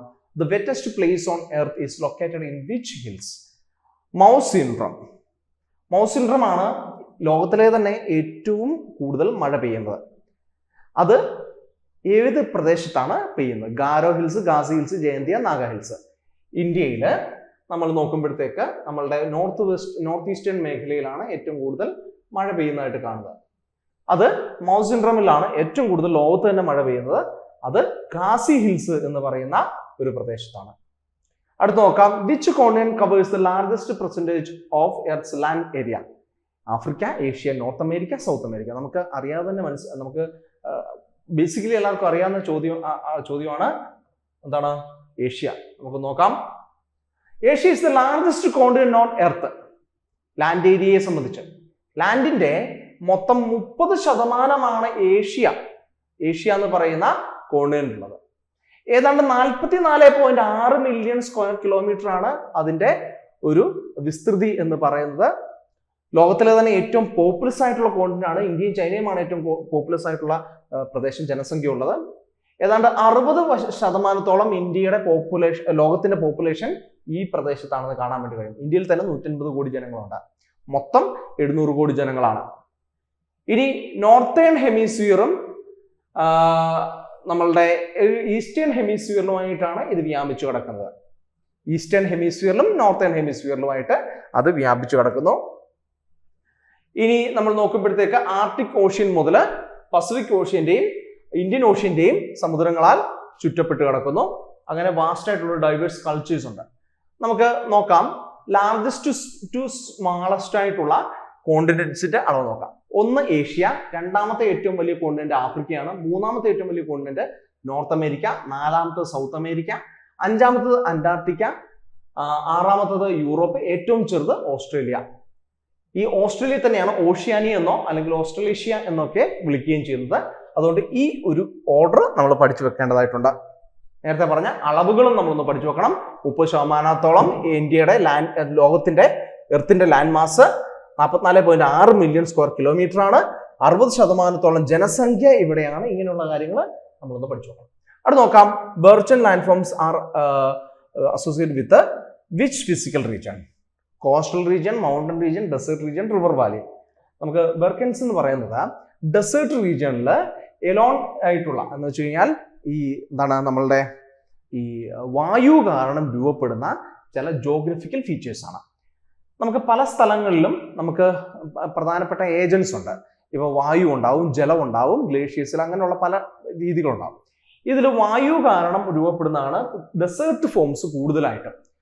ഇവിടെ ക്രസന്റ് ഷേപ്പിൽ, അതായത് ഒരു ഒരു അർദ്ധ വൃത്താകൃതിയിൽ ഒരു ചന്ദ്രക്കല പോലെ ക്രസന്റ് ഷേപ്പിൽ സാൻഡ് ഡ്യൂൺസ് രൂപപ്പെടുന്നു. ഇതിൽ 2 കൊമ്പുകൾ പോലെ രൂപപ്പെടുന്നത് കൊണ്ടാണ്, 2 ഹോൺസ് ആയിട്ട് പോയിന്റിംഗ് ആയിട്ട് രൂപപ്പെടുന്നത് കൊണ്ടാണ് നമുക്കിതിനെ ബെർക്കൻസ് എന്ന് പറയുക. അപ്പൊ ഇത് വലിയ ഡ്യൂൺസ് അല്ല, ഡ്യൂൺസിനേക്കാൾ വ്യത്യസ്തമായിട്ട്, ഡ്യൂൺസ് എന്ന് പറയുമ്പോൾ ഇങ്ങനെ കുന്നുകളാണ്, വലിയ മണലുകളുടെ കൂമ്പാരമാണെങ്കിൽ ഇത് 2 ഹോൺസ് ആയിട്ട് ഇങ്ങനെ രൂപപ്പെട്ടു, അല്ലെങ്കിൽ ഇത് ഇങ്ങനെ കിടക്കും. അതുകൊണ്ടാണ് ഇത് മുകളിൽ നോക്കുമ്പോഴത്തേക്ക്, അതുകൊണ്ടാണ് ഈ ഡിപ്പോസിഷനെ നമ്മൾ വിളിക്കുന്നത്. നമുക്ക് പൊതുവെ സഹാറ മരുഭൂമി പോലെയുള്ള മരുഭൂമികളും സെൻട്രൽ ഏഷ്യയിലും ഒക്കെ, ആഫ്രിക്കയിലാണ് സഹാറ, മറ്റ് ഇതുപോലെയുള്ള ഡൂൺസ് കാണാം. ഇങ്ങനെ കൊമ്പുകളായിട്ട് ഇങ്ങനെ രൂപപ്പെടും. ഇത് വലിയ ഒരു ഷേപ്പാണ്. ഇതിങ്ങനെ ദിവസങ്ങളോളം ഉണ്ടാവും. ചിലപ്പോൾ അത് മാറും. കാറ്റിനനുസരിച്ച് അതിന്റെ രൂപഭാവങ്ങൾ മാറുന്നു. Which is the world's deepest ocean trench? ലോകത്തിലെ ഏറ്റവും ആഴമേറിയ സമുദ്രഭാഗം ഏതാണ്? Java trench, Tonga trench, Puerto Rico trench, Mariana trench. ഒരു വളരെ ഫാക്ച്വൽ ആയിട്ടുള്ള ഒരു ചോദ്യമാണ്. ഉത്തരം മരിയാന ട്രെഞ്ചാണ്, പസഫിക് ഓഷ്യൻ ആണ്. ഓഷ്യൻ ചോദിച്ചു കഴിഞ്ഞാൽ പസഫിക്, അതിൽ ഏത് ട്രെഞ്ചാണ് ചോദിച്ചു കഴിഞ്ഞാൽ മരിയാന ട്രെഞ്ച് എന്ന് നമുക്ക് പറയാം. India follows which agriculture seasons? അതും ഒരു ഡയറക്റ്റ് ചോദ്യമാണ്. Rabi kharif only, rabi kharif zaid only, summer and winter seasons, monsoon and post monsoon. ഇന്ത്യയുടെ കാർഷിക കാലങ്ങൾ ഏതൊക്കെയാണെന്നാണ് ചോദ്യം. ഇന്ത്യയുടെ കാർഷിക കാലങ്ങൾ 3 റാബി ഖാരിഫ് സയ്യിദ്. അങ്ങ് പഠിച്ചു വെച്ചോണം, അത് കാണാതെ പഠിച്ചു മനസ്സിലാക്കണം. അതിനകത്ത് പ്രത്യേകിച്ച് നമുക്ക് അതിനപ്പുറത്തേക്കൊന്നും എക്സ്പ്ലനേഷൻ ഇല്ല. ഇതൊരു ഫാക്ച്വൽ ആയിട്ടുള്ളൊരു കാര്യമാണ്. ഇതങ്ങ് പഠിച്ചു വെക്കേണ്ടതും അതുമായിട്ട് ബന്ധപ്പെട്ടിട്ട് ഏതൊക്കെ കാലഘട്ടത്തിലാണെന്നുള്ളതും അതിൽ ഏതൊക്കെ ക്രോപ്സ് ആണ് വളരുന്നുള്ളതും ജോഗ്രഫിയിൽ ബേസിക് ആയിട്ട് അറിഞ്ഞിരിക്കേണ്ട കാര്യമാണ്. നമുക്ക് ഒന്ന് നോക്കാം. ഖാരിഫ് ജൂൺ മുതൽ സെപ്റ്റംബർ വരെയാണ്. നോർത്തേൺ സ്റ്റേറ്റ്സിൽ rice, cotton, bajra, maize, jowar, tur തുടങ്ങുന്നവയും സദേൺ സ്റ്റേറ്റ്സിൽ റൈസ്, മൈസ്, ഗ്രാഗി, ജോവാർ, ഗ്രൗണ്ട്നട്ട് തുടങ്ങുന്നവയും ഈ കാലഘട്ടത്തിൽ ഉൽപ്പാദിപ്പിക്കുന്നു, അല്ലെങ്കിൽ കൃഷി ചെയ്യുന്നു. ഉൽപ്പാദിപ്പിക്കുന്നല്ല, കൃഷി ചെയ്യുന്നു. റാബി സീസൺ രണ്ടാമത്തെ നമ്മളുടെ സീസണാണ്. ഒക്ടോബർ മാർച്ച് സമയം. Wheat, gram, rapeseed, mustard, barley തുടങ്ങുന്നവ നോർത്തേൺ സ്റ്റേറ്റിലും, rice, maize, ragi, groundnut, jowar തുടങ്ങുന്നവ സദേൺ സ്റ്റേറ്റ്സിലും അവിടെ കൃഷി ചെയ്യുന്നു. സയ്യിദ് ഏപ്രിൽ ജൂൺ സമയത്താണ്. വെജിറ്റബിൾസ്, ഫ്രൂട്ട്സ്, ഫോഡർ തുടങ്ങുന്നവയും അത് നോർത്തിലും, റൈസ്, വെജിറ്റബിൾസ്, ഫോഡർ തുടങ്ങുന്നവ സദേൺ സ്റ്റേറ്റ്സിലും ഉൽപ്പാദിപ്പിക്കുന്ന കാലഘട്ടമാണത്. അങ്ങനെ ഇത് ഏതൊക്കെ അതിന്റെ പേരുകൾ, അത് ഏതൊക്കെ മാസങ്ങളാണ്, അതേപോലെ തന്നെ ഏതൊക്കെ വിളകളാണ് എന്നുള്ളത് കൃത്യമായിട്ട് നമ്മൾ പഠിച്ചു വെക്കേണ്ടതാണ്. അടുത്ത ചോദ്യം. Which river system includes the most distributaries in India? Indus, Ganga, Brahmaputra, Godavari, Krishna. നമുക്ക് ഒന്ന് ആലോചിച്ചാൽ കിട്ടുന്ന ചോദ്യമാണ്. ഗംഗ ബ്രഹ്മപുത്രയാണ്. ഗംഗയും ബ്രഹ്മപുത്രയുടെ ആ ഒരു പ്രദേശം എന്ന് പറയുന്നത് സുന്ദർബൻ പ്രദേശമാണ്. ലോകത്തിലെ തന്നെ ഏറ്റവും കൂടുതൽ ഡിസ്ട്രിബ്യൂട്ടറീസ് ഉള്ളത് ഈ സുന്ദർബൻ ഡെൽറ്റാസിലാണ്. നമ്മുടെ ഇവിടെ വന്നിട്ട് ഈ നദികൾ രണ്ടും കൂടെ കൂടിച്ചേർന്നത് പല ഗ്രൂപ്പുകളായിട്ട്, ഹൂഗ്ലി, പത്മ എന്നിട്ട് പറഞ്ഞിട്ട് ഒരു 100 കണക്കിന് നദികളായിട്ട് അതങ്ങ് മാറുകയാണ്. അങ്ങനെ വളരെ എക്സ്റ്റെൻസീവ് ആയിട്ടുള്ള രീതിയിൽ ഇത് നദികളായിട്ട് പിരിഞ്ഞ് ബേ ഓഫ് ബംഗാളിലേക്ക് ഒരു ഡിസ്ട്രിബ്യൂട്ടറി നെറ്റ്വർക്ക് തന്നെ ഉണ്ടാവുന്നു. ഇതിൻ്റെ ഇടയിൽ വലിയ ഹ്യൂജ് ഡ്രെയിനേജ് ആണ്. ഇവിടെയാണ് സുന്ദരി ട്രീസ് എന്ന് പറയുന്ന കണ്ടൽക്കാടുകൾ വളരുന്നത്. റോയൽ ബംഗാൾ കടുവ പോലെയുള്ള ചില എൻഡമിക് ആയിട്ടുള്ള ചില മൃഗങ്ങൾ അവിടെ വളരുന്ന, അവിടെ മാത്രമായിട്ട് വളരുന്നത് കാണാം. അവിടെ ഒരു വലിയ അഗ്രികൾച്ചറിന് വേണ്ടിയിട്ടുള്ള പറ്റുന്ന ഒരു സ്ഥലമാണ്. പക്ഷേ ഇവിടെ വലിയ ബയോഡൈവേഴ്സിറ്റി ഉണ്ട്. അപ്പോൾ ഇവിടെ എന്ത് ചെയ്തു? വലിയൊരു ഡെൽറ്റയായിട്ട് മാറുന്നു. നമുക്ക് നമ്മളുടെ വെറുതെ മാപ്പ് എടുത്ത് നോക്കിയാൽ പോലും അറിയാം, ആ ഒരു പ്രദേശം തന്നെ നമുക്കറിയാം. അപ്പോൾ ഇതാണ് ഏറ്റവും വലിയ ഡിസ്ട്രിബ്യൂട്ടീസ് അല്ലേ. ഇനി ഗോദാവരി, കൃഷ്ണ, അതുപോലെ തന്നെ സിന്ധു നദി എന്നൊക്കെ പറയുന്നത് വലിയ നദികളാണെങ്കിലും ഇത്ര എക്സ്റ്റെൻസീവ് ആയിട്ടുള്ള ഡിസ്ട്രിബ്യൂട്ടീസ് അതിനില്ല. അടുത്തൊരു ചോദ്യം. In which layer of atmosphere do most weather phenomenon occur? Troposphere, stratosphere, mesosphere, thermosphere. നമ്മൾ ലെയറുകളെ കുറിച്ച് ഓൾറെഡി ഒന്ന് പറഞ്ഞു. അതുമായിട്ട് ബന്ധപ്പെട്ട് ഞാനൊരു ഉത്തരം ഓൾറെഡി പറഞ്ഞിട്ടുണ്ട്. ഭൂമിയുടെ ഉപരിതലത്തിലെ വെതർ, കാലാവസ്ഥാ വ്യതിയാനങ്ങളും കാലാവസ്ഥാപരമായ പ്രതിഭാസങ്ങളും ഉണ്ടാകുന്ന ലെയർ ഏതാണ്? ട്രോപ്പോസ്ഫിയർ. അതിന് വലിയ ചോദ്യമൊന്നുമില്ല. ട്രോപ്പോസ്ഫിയർ ഏറ്റവും താഴെയാണ്. അവിടെയാണ് ഏറ്റവും കൂടുതൽ മേഘങ്ങളും വെതർ പ്രതിഭാസങ്ങളും എല്ലാം ഉണ്ടാകുന്നത്. Ozone layer is primarily located in which atmosphere layer? Troposphere, stratosphere, mesosphere, thermosphere. നമ്മൾ തെർമോസ്ഫിയറിന്റെ കാര്യം പറഞ്ഞു, ട്രോപ്പോസ്ഫിയറിന്റെ കാര്യം പറഞ്ഞു. തെർമോസ്ഫിയറിൽ എന്തായിരുന്നു? അയോണോസ്ഫിയർ ഉണ്ടെന്നൊക്കെ നമ്മൾ പറഞ്ഞു അല്ലെ, റേഡിയോ ട്രാൻസ്മിഷനുമായിട്ട് ബന്ധപ്പെട്ട്. ഇതിന്റെ ഉത്തരം സ്ട്രാറ്റോസ്ഫിയർ ആണ്. ട്രോപ്പോസ്ഫിയർ ഏറ്റവും താഴെ, ട്രോപ്പോസ്ഫിയറിന്റെ മുകളിലാണ് സ്ട്രാറ്റോസ്ഫിയർ. സ്ട്രാറ്റോസ്ഫിയറിലാണ് നമ്മൾ എന്ത് കാണുന്നത്? നമ്മുടെ ഓസോൺ പാളി എന്ന് പറയുന്ന ഒരു പാളി നമുക്ക് കാണാൻ വേണ്ടി കഴിയുന്നത്. സൂര്യനിൽ നിന്നുള്ള അപകടകരമായ അൾട്രാ വയലറ്റ് രശ്മികൾ തടഞ്ഞു നിർത്തുന്നതിൽ പ്രധാന പങ്ക് വഹിക്കുന്നത് സ്ട്രാറ്റോസ്ഫിയറിലാണ്. ഇതാണ് ട്രോപ്പോസ്ഫിയർ. ഇവിടെയാണ് എല്ലാ തരത്തിലുള്ള കാലാവസ്ഥകളും ഉണ്ടാവുന്നത്. ഇതിന് മുകളിൽ കൂടെയാണ് എയറോപ്ലെയിൻസ് സഞ്ചരിക്കുന്നത്. കാരണം ഇവിടെ മേഘങ്ങളുടെ ശല്യം ഉണ്ടാകാതിരിക്കാൻ, അല്ലെങ്കിൽ വെതർ ആയിട്ടുള്ള മറ്റു പ്രതിഭാസങ്ങൾ ഉണ്ടാകാതിരിക്കാൻ. സ്ട്രാറ്റോസ്ഫിയറിലാണ് നമ്മുടെ ഓസോൺ പാളി ഉള്ളത്. അതിന് മുകളിൽ മെസോസ്ഫിയർ ഉണ്ട്. ഇവിടെയാണ് മീറ്റിയോർസ് അല്ലെങ്കിൽ ഉൽക്കകൾ കത്തുന്നത്. ഇതിന് മുകളിലാണ് തെർമോസ്ഫിയർ. ഇവിടെയാണ് റേഡിയോ വേവ്സ് അത് ചെയ്യുന്നത്. കാർബൺ ലൈൻസിന് മുകളിൽ സാറ്റലൈറ്റുകളൊക്കെ ഇവിടെയാണ്. അതിന് മുകളിലാണ് എക്സോസ്ഫിയർ. ഇവിടെയാണ് സ്പേസ് ഷിപ്പും മറ്റു കാര്യങ്ങളും ഒക്കെ ബഹിരാകാശവുമായിട്ട് ചേർന്ന് കിടക്കുന്ന ഭാഗം ഇതാണ്. നമുക്ക് നോക്കാം. അവിടെ ഇത് 1-2 കാര്യങ്ങളും കൂടെ നമ്മൾ ഈ ലെയറുമായിട്ട് ബന്ധപ്പെട്ട് നോക്കണം. ഒന്നാമതായിട്ട് സൗണ്ടിന്റെ വ്യത്യാസം മുകളിലേക്ക് പോകുന്തോറും എങ്ങനെയാണ് നോക്കണം. അതുപോലെ തന്നെ ടെമ്പറേച്ചറിന്റെ വ്യത്യാസം. ഇത് ഇവിടെ കൂടുന്നു, ഇവിടെ ഈ ട്രോപ്പോസ്ഫിയറിൽ കുറയുന്നു, പിന്നെ ഇവിടെ കൂടുന്നു, ഇത് കുറയുന്നു, ഇവിടെ കൂടുന്നു, പിന്നെ കുറയുന്നു. അങ്ങനെയാണ് അതിൽ വ്യത്യാസം വരിക. അതേപോലെ തന്നെ സൗണ്ടിന്റെ വേഗതയിലുള്ള വ്യത്യാസവും നമ്മൾ ഇതുപോലെ നോക്കണം. ഇങ്ങനെയുള്ള കാര്യങ്ങളൊക്കെ നിങ്ങൾ പഠിച്ചിരിക്കേണ്ടതാണ്. ബേസിക് ആയിട്ടുള്ള കുറച്ച് കാര്യങ്ങളാണ്. നമുക്ക് അടുത്ത ചോദ്യം നോക്കാം. Which soil is also known as regur soil? Alluvial soil, black soil, red soil, laterite soil. Regur soil എന്ന് അറിയപ്പെടുന്ന സോയിൽ ഏതാണ്? ബ്ലാക്ക് സോയിൽ ആണ്. നമുക്ക് വളരെ പെട്ടെന്ന് കിട്ടുന്ന ഒരു ഉത്തരമാണ്. ഈ റഗുർ സോയിൽ അല്ലെങ്കിൽ ബ്ലാക്ക് സോയിൽ കോട്ടൺ കൾട്ടിവേഷൻ ഒക്കെ വളരെയധികം ഇമ്പോർട്ടന്റ് ആണ്. അപ്പോൾ റഗുർ സോയിൽ അല്ലെങ്കിൽ ബ്ലാക്ക് കോട്ടൺ സോയിൽ എന്നൊക്കെ അതിനെ വിളിക്കും. എല്ലാം എന്താ? ബ്ലാക്ക് സോയില് വളരെയധികം മോയ്സ്ചറൈസ് ആയിട്ടുള്ള, വലിയ രീതിയിൽ ജലാംശം തങ്ങി നിർത്തുന്ന, കോട്ടൺ കൾട്ടിവേഷന് ഏറ്റവും പരുത്തി കൃഷിക്ക് ഏറ്റവും അനുയോജ്യമായിട്ടുള്ള, വളരെ ക്ലേ ആയിട്ടുള്ള, എന്ന് വെച്ചാൽ എന്താ, കളിമണ്ണ് അല്ലെങ്കിൽ ഒരു ചെളിയുടെ രൂപത്തിലുള്ള, വളരെയധികം കാൽഷ്യം കാർബണേറ്റ് റിച്ച് ആയിട്ടുള്ള, മഗ്നീഷ്യം ഉള്ള, പൊട്ടാഷ് ഉള്ള ഒരു മണ്ണിനമാണ് ബ്ലാക്ക് സോയിൽ. പക്ഷെ ഇവിടെ നൈട്രജനും അതുപോലെ തന്നെ ഓർഗാനിക് മാറ്ററും അധികമില്ല. എന്തായാലും ഡക്കാൻ പ്ലേറ്റു എന്ന് പറയുന്ന പീഠഭൂമിക്കും അതേപോലെ തന്നെ മഹാരാഷ്ട്ര, മധ്യപ്രദേശ്, ഗുജറാത്ത് തുടങ്ങുന്ന പ്രദേശങ്ങളിലും ആന്ധ്രാപ്രദേശ്, കർണാടക, തമിഴ്നാട് തുടങ്ങുന്നതിന്റെ ഏതാനും പ്രദേശങ്ങളിലും മാത്രമാണ് നമുക്ക് കറുത്ത മണ്ണ് അല്ലെങ്കിൽ റഗുർ സോയിൽ കാണാൻ വേണ്ടി സാധിക്കുക. ഇത് എങ്ങനെയാണ് രൂപപ്പെടുന്നത് ചോദിച്ചു കഴിഞ്ഞാൽ, നമ്മളുടെ ട്രാപ്പ് ചെയ്യപ്പെട്ട ഈ ലാവ ഉണ്ടല്ലോ, അത് തണുത്തുറഞ്ഞിട്ടുള്ള വോൾക്കാനിക് റോക്സ് ഉണ്ട്. ഈ വോൾക്കാനിക് റോക്സ് അത് പൊടിഞ്ഞാണ് ഇത്തരത്തിലുള്ള കറുത്ത സോയിൽ ഉണ്ടാകുന്നത്. ഏറ്റവും പ്രധാന കോട്ടൺ കഴിഞ്ഞാൽ വീറ്റ്, പൾസസ് തുടങ്ങുന്ന കൃഷി ചെയ്യുന്നതും ഈ പറയുന്ന മണ്ണിലാണ്. നമുക്ക് അടുത്ത ചോദ്യം നോക്കാം. Which soil type is most wide spread in India? Black soil, red soil, alluvial soil, desert soil. ഏറ്റവും കൂടുതൽ ഇന്ത്യയിലുള്ള മണ്ണിനം ഏതാണ്? റൈറ്റ് ആൻസർ അലുവിയൽ സോയിൽ ആണ്. അപ്പോൾ അലുവിയൽ സോയിൽ എന്ന് പറയുന്നത് നമ്മളുടെ പലപ്പോഴും എന്താണ്, നമ്മുടെ ഈ നദികൾ കാരണം അവസാദം മൂലം വന്ന് അടിഞ്ഞുകൂടുന്നതാണ് അലുവിയൽ സോയിലുകൾ എന്ന് പറയുന്നത്.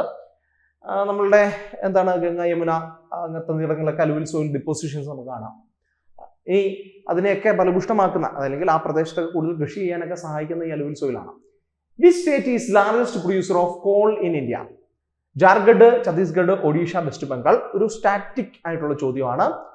ഉത്തരം ഒഡീഷ എന്നാണ്. ഓക്കെ, ഇനി ഒഡീഷയ്ക്ക് വേറൊരു പ്രത്യേകതയുണ്ട്, അതാണ് അടുത്ത ചോദ്യം. The largest iron or producing state in India is? Karnataka, Goa, Jharkhand, Odisha. അതും ഒഡീഷയാണ്. അങ്ങ് ഓർത്ത് വെച്ചോണം. ഏറ്റവും കൂടുതൽ കോള്, കൽക്കരി ഉൽപ്പാദിപ്പിക്കുന്നത്, ഏറ്റവും കൂടുതൽ അയൺ ഉൽപ്പാദിപ്പിക്കുന്നത് ഒഡീഷയാണ്.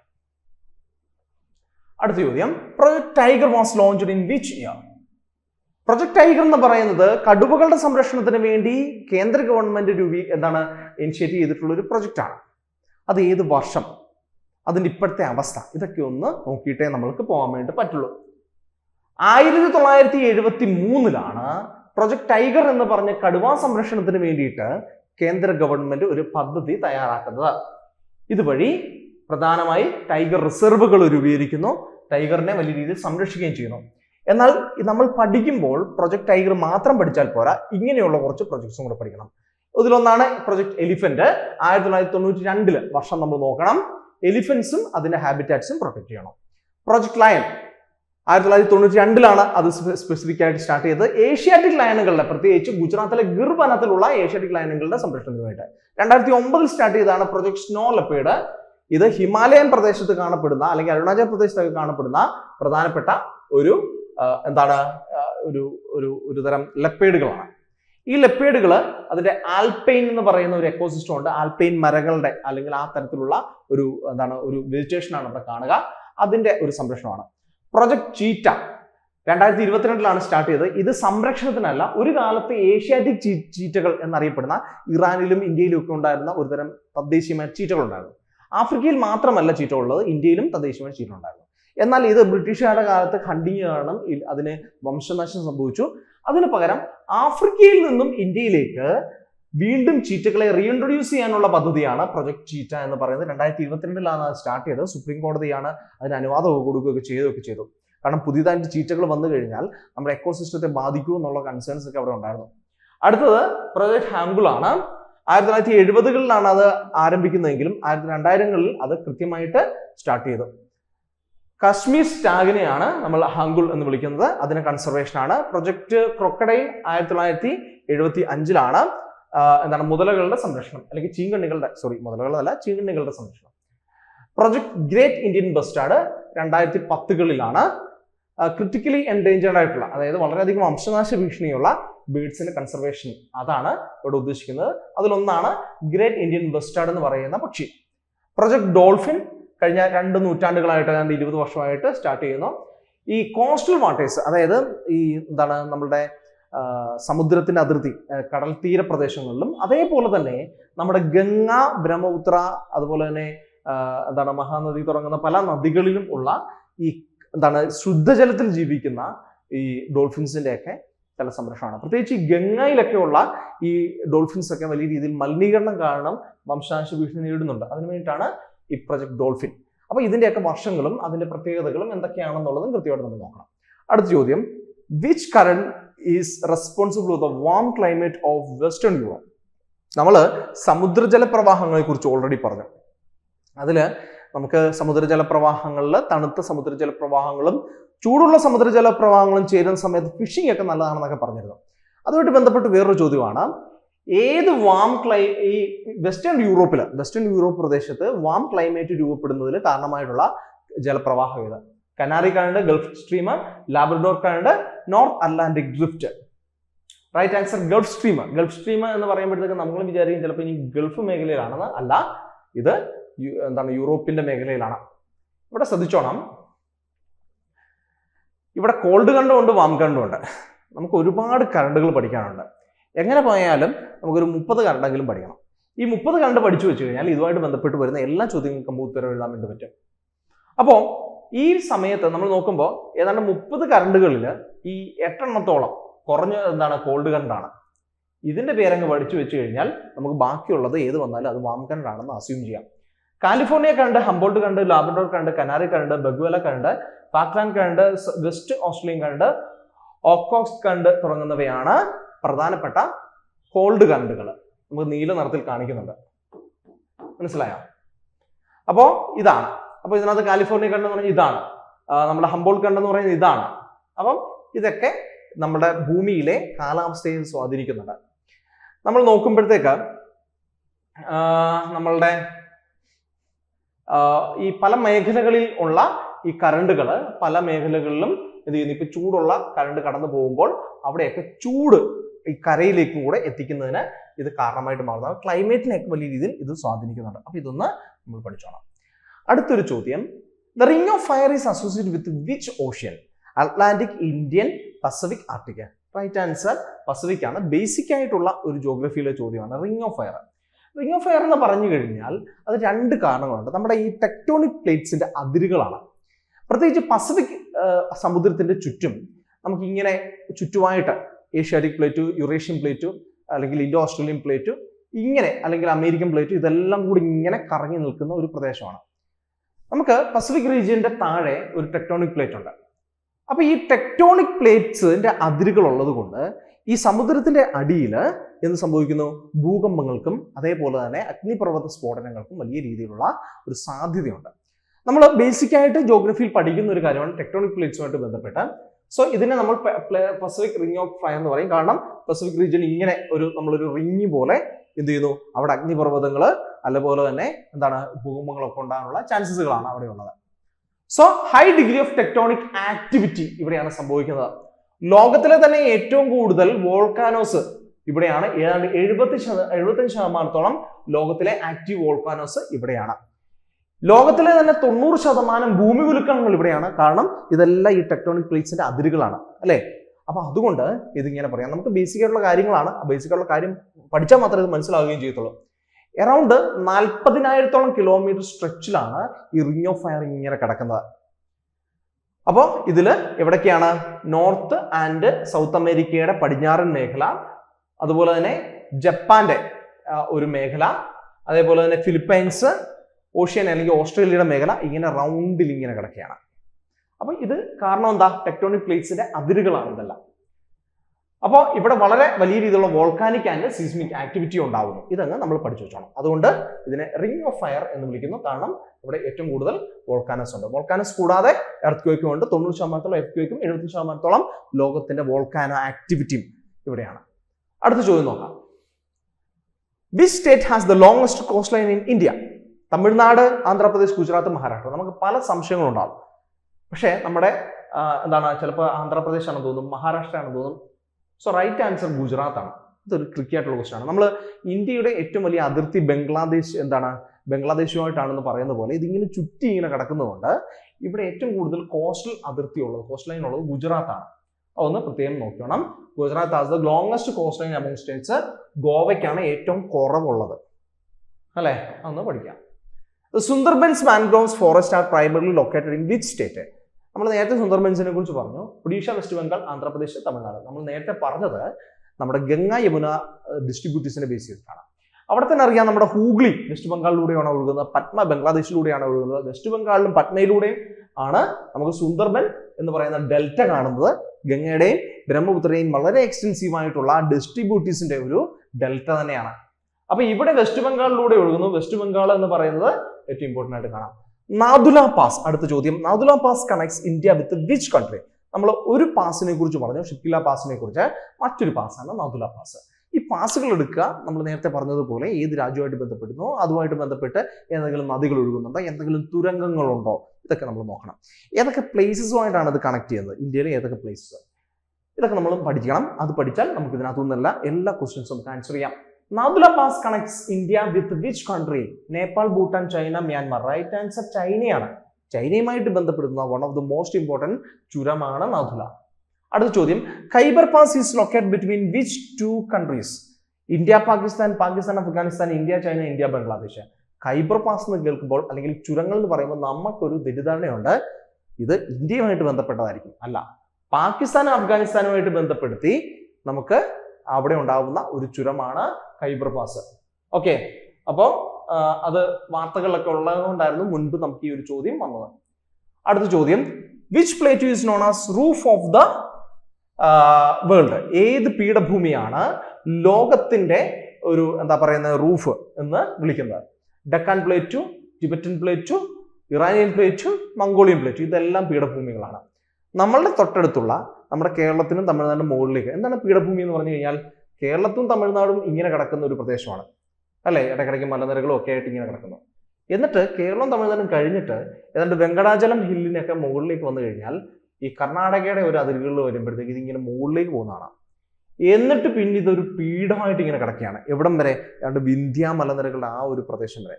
പിന്നെന്ത് ചെയ്യുന്നു? വീണ്ടും താഴുന്നു. എന്നിട്ട് ഗംഗ, യമുനയൊക്കെ ഒഴുകുന്ന ഒരു നദികളുടെ താഴ്വാരമാണ്.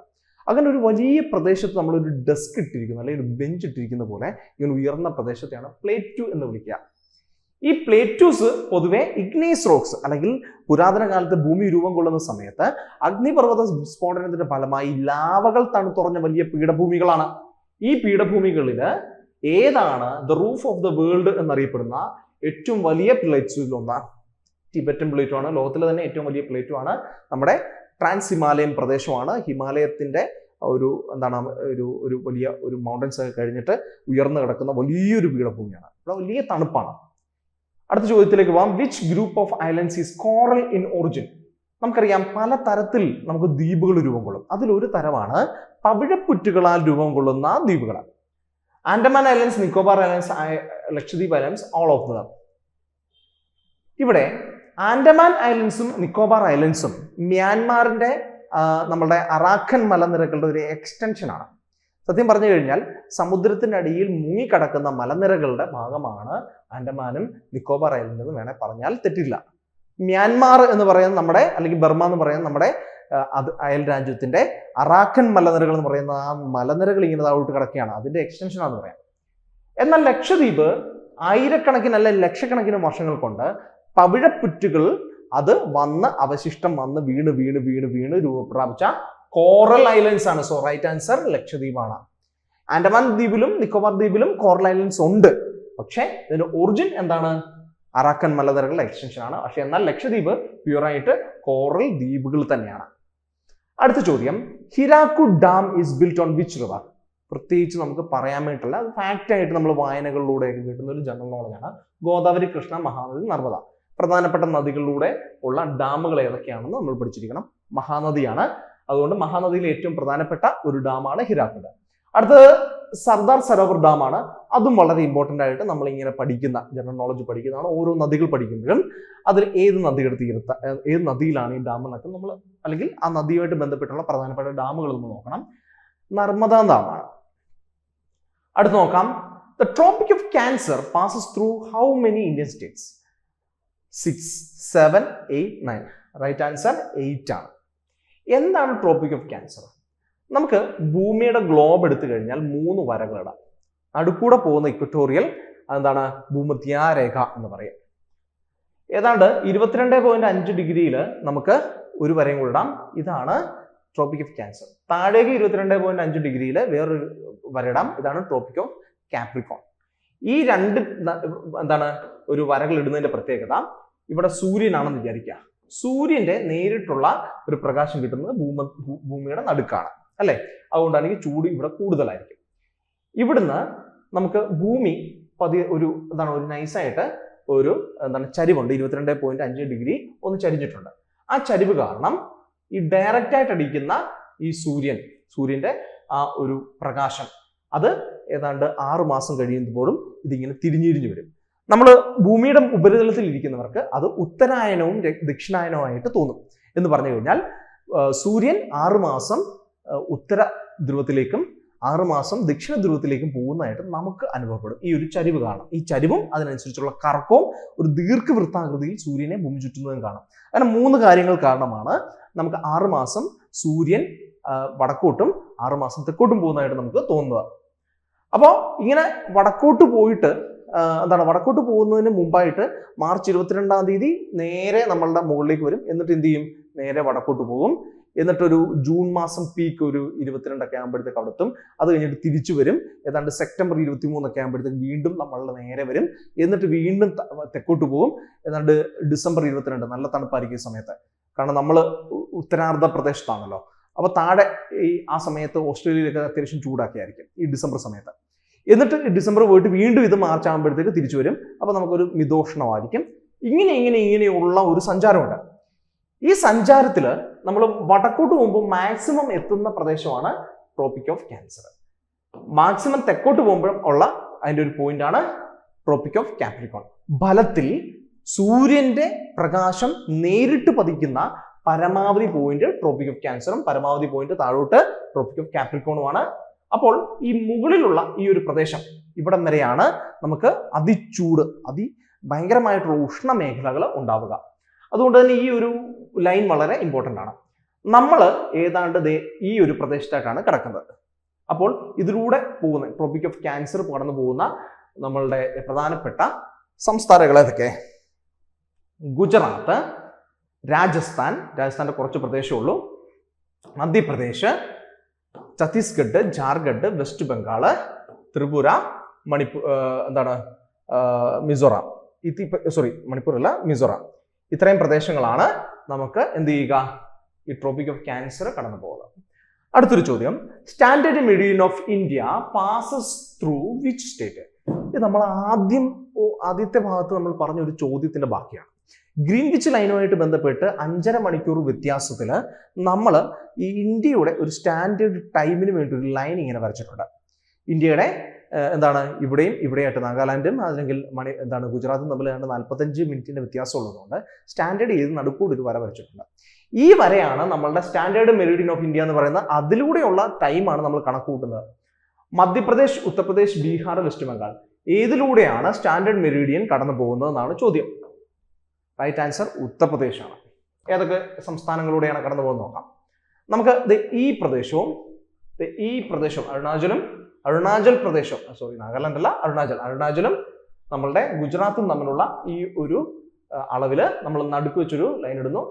82 ഡിഗ്രി 30 മിനിറ്റ് ഈസ്റ്റിലേക്ക് മാറിയാണ് നമ്മൾ ഗ്രീൻവിച്ച് ലൈനിൽ നിന്നും അതിന്റെ ഒരു ലൈൻ ഇടുന്നത്. ഇത് 5.5 മണിക്കൂർ ഡിഫറൻസ് ആണ് ഗ്രീൻവിച്ച് ലൈനിൽ നിന്നും. ഈ ഒരു ലൈനിലാണ് നമ്മുടെ സ്റ്റാൻഡേർഡ് ടൈം. നമുക്കറിയാം ഉത്തർപ്രദേശ്, മധ്യപ്രദേശ്, ഛത്തീസ്ഗഡ്, ഒഡീസ, ആന്ധ്രാപ്രദേശ് എന്ന് പറയുന്ന എന്താണ് 1, 2, 3, 4, 5 സംസ്ഥാനങ്ങൾ ഇതിലൂടെ പോകുന്നു. ഇതിലെ ഏറ്റവും പ്രധാനപ്പെട്ട സിറ്റിയാണ് മിർസാപൂർ. ഏതാണ്ട് നടുക്കാണ്. ഓക്കെ, അപ്പൊ ഇത് കൃത്യമായിട്ട് പഠിച്ചോണം. മിർസാപൂറിന്റെ പേര് പഠിക്കണം, 5 സംസ്ഥാനങ്ങളുടെ പേര് നമ്മൾ പഠിച്ചോണം. സ്റ്റാൻഡേർഡ് മെറിഡിയൻ കടന്നു പോകുന്ന ഇതിലൂടെയാണ്. അടുത്ത ചോദ്യം നമുക്ക് നോക്കാം. Which city is known as the silicon valley of the India? ഒരു നിക്നെയിം ആണ്, ഒരു അപരനാമം. പൂനെ, ചെന്നൈ, ബാംഗ്ലൂർ, ഹൈദരാബാദ്. റൈറ്റ് ആൻസർ ബാംഗ്ലൂർ ആണ്. ഇവിടെയാണ് ഏറ്റവും കൂടുതൽ സിലിക്കൺ വാലി എന്ന് പറഞ്ഞു കഴിഞ്ഞാൽ ഏറ്റവും കൂടുതൽ IT മേഖല ഉള്ള, ഏറ്റവും കൂടുതൽ ടെക്നോളജിക്കൽ ആയിട്ടുള്ള സ്റ്റാർട്ടപ്സ് ഒക്കെ ഇവിടെയാണ്. അതുകൊണ്ടാണ് അതിന് ബാംഗ്ലൂർ എന്ന് വിളിക്കുന്നത്. Which city is called Manchester of India? Manchester എന്ന് പറയുന്നത് ലോകത്തിൽ ബ്രിട്ടീഷുകാരുടെ ഏറ്റവും പ്രധാനപ്പെട്ട കോട്ടൺ നെയ്ത്ത് കേന്ദ്രമാണ്. അതുപോലെ ഇന്ത്യയുടെ നെയ്ത്ത് കേന്ദ്രം എവിടെയാണ്? മുംബൈ, അഹമ്മദാബാദ്, കോയമ്പത്തൂർ, കാൺപൂർ. അഹമ്മദാബാദ് ആണ്. അഹമ്മദാബാദ്, സൂറത്ത്, അങ്ങനെ ഗുജറാത്ത് മേഖല മുംബൈയിലൊക്കെ ഉണ്ട്. പക്ഷേ അഹമ്മദാബാദാണ് ഏറ്റവും കൂടുതൽ കോട്ടൺ വസ്ത്രങ്ങളും വസ്ത്ര വിൽപ്പനയും ഇൻഡസ്ട്രീസും ഒക്കെ കേന്ദ്രീകരിക്കുന്നത്. അതുകൊണ്ട് അഹമ്മദാബാദിനെ ദ മാഞ്ചസ്റ്റർ ഓഫ് ഇന്ത്യ എന്ന് പറയുന്നു. ടെക്സ്റ്റൈൽ മേഖല ഉള്ളതുകൊണ്ടാണ്. Which is the busiest port in India? നമ്മൾ പറഞ്ഞു 13 പോർട്ടുകളുണ്ട്. അതിനകത്ത് ഞാൻ സൂചിപ്പിച്ചിരുന്നു. Mumbai port, Chennai port, Kolkata port, Jawaharlal Nehru port. Right answer Jawaharlal Nehru പോർട്ടാണ്. മുംബൈ പോർട്ടും അതേപോലെ തന്നെ ജവഹർലാൽ നെഹ്റു പോർട്ടും ഇനി വരാനിരിക്കുന്ന വധവാൻ പോർട്ടും മഹാരാഷ്ട്രയിലാണ്. ഇവയെല്ലാം വലുത് തന്നെയാണ്. വധവാൻ പോർട്ടായിരിക്കും ഇനി ഇത് ഓപ്പറേഷൻ റെഡി ആയി കഴിഞ്ഞാൽ ഏറ്റവും ബിസിയസ്റ്റ് ആയിട്ടുള്ള, ഏറ്റവും കൂടുതൽ കാർഗോസ് സ്വീകരിക്കുന്ന പോർട്ട് അതായിട്ട് മാറും. എന്തായാലും നിലവിൽ ഇപ്പോൾ ജവഹർലാൽ നെഹ്റു പോർട്ടാണ്. Which soil is the most suitable for cotton cultivation? നമ്മൾ ഓൾറെഡി പറഞ്ഞതാണ്, നമ്മൾ വീണ്ടും അത് പറഞ്ഞ് വെറുപ്പിക്കുന്നില്ല. Alluvial soil, black soil, red soil, laterite soil. Right answer black soil, red soil എന്നൊക്കെ അറിയപ്പെടും. Which river is known as the sorrow of Bihar? ബീഹാറിന്റെ കണ്ണുനീർ എന്നറിയപ്പെടുന്ന ഏത് നദിയാണ്? ഗണ്ഡക്, കോസി, ബഗ്മതി, മഹാനന്ദ. റൈറ്റ് ആൻസർ കോസി നദിയാണ് ബീഹാറിന്റെ കണ്ണുനീർ എന്ന് വിളിക്കുന്നത്, ദ സോറോ ഓഫ് ബീഹാർ. കാരണം ഈ മൺസൂൺ കാലഘട്ടത്തിലും മറ്റുമൊക്കെ ആയിട്ട് ഈ കര കവിഞ്ഞ് ജലമൊഴുകി അവിടെ വലിയ മരണങ്ങളൊക്കെ ഉണ്ടാവുന്നു. അത് വലിയ ഫ്ലഡ്സിലേക്ക് നയിക്കുന്നു. അപ്പൊ നമുക്ക് ഇത്രയും കാര്യങ്ങളാണ് നമ്മളുടെ RRB ഗ്രൂപ്പ് ഡിയുടെ പ്രീവിയസ് ക്വസ്റ്റ്യൻസ് ആയിട്ട് വന്നത്. RRB ഗ്രൂപ്പ് ഡി കൂടാതെ തന്നെ NTPCയുടെ ചോദ്യങ്ങളും അതുപോലെ തന്നെ അതുമായിട്ട് റിലേറ്റഡ് ആയിട്ട് CGL, CHSLന്റെ ഒക്കെ ചോദ്യങ്ങൾ ഞാൻ ഉൾപ്പെടുത്തിയിട്ടുണ്ട്. എന്തായാലും നമുക്ക് ഇങ്ങനെയായിരിക്കും ചോദ്യങ്ങൾ വരിക. ജോഗ്രഫിയായിട്ട് ബന്ധപ്പെട്ട് പ്രധാനപ്പെട്ട ടോപ്പിക്സും അതെങ്ങനെയാണ് പഠിക്കേണ്ടതെന്നുള്ള ഏകദേശം ഒരു ഐഡിയ നിങ്ങൾക്ക് കിട്ടിക്കാണും. സോ നമുക്ക് മറ്റൊരു വീഡിയോയിൽ വീണ്ടും കാണാം. Thank you for watching video. നമുക്ക് വീണ്ടും കാണാം.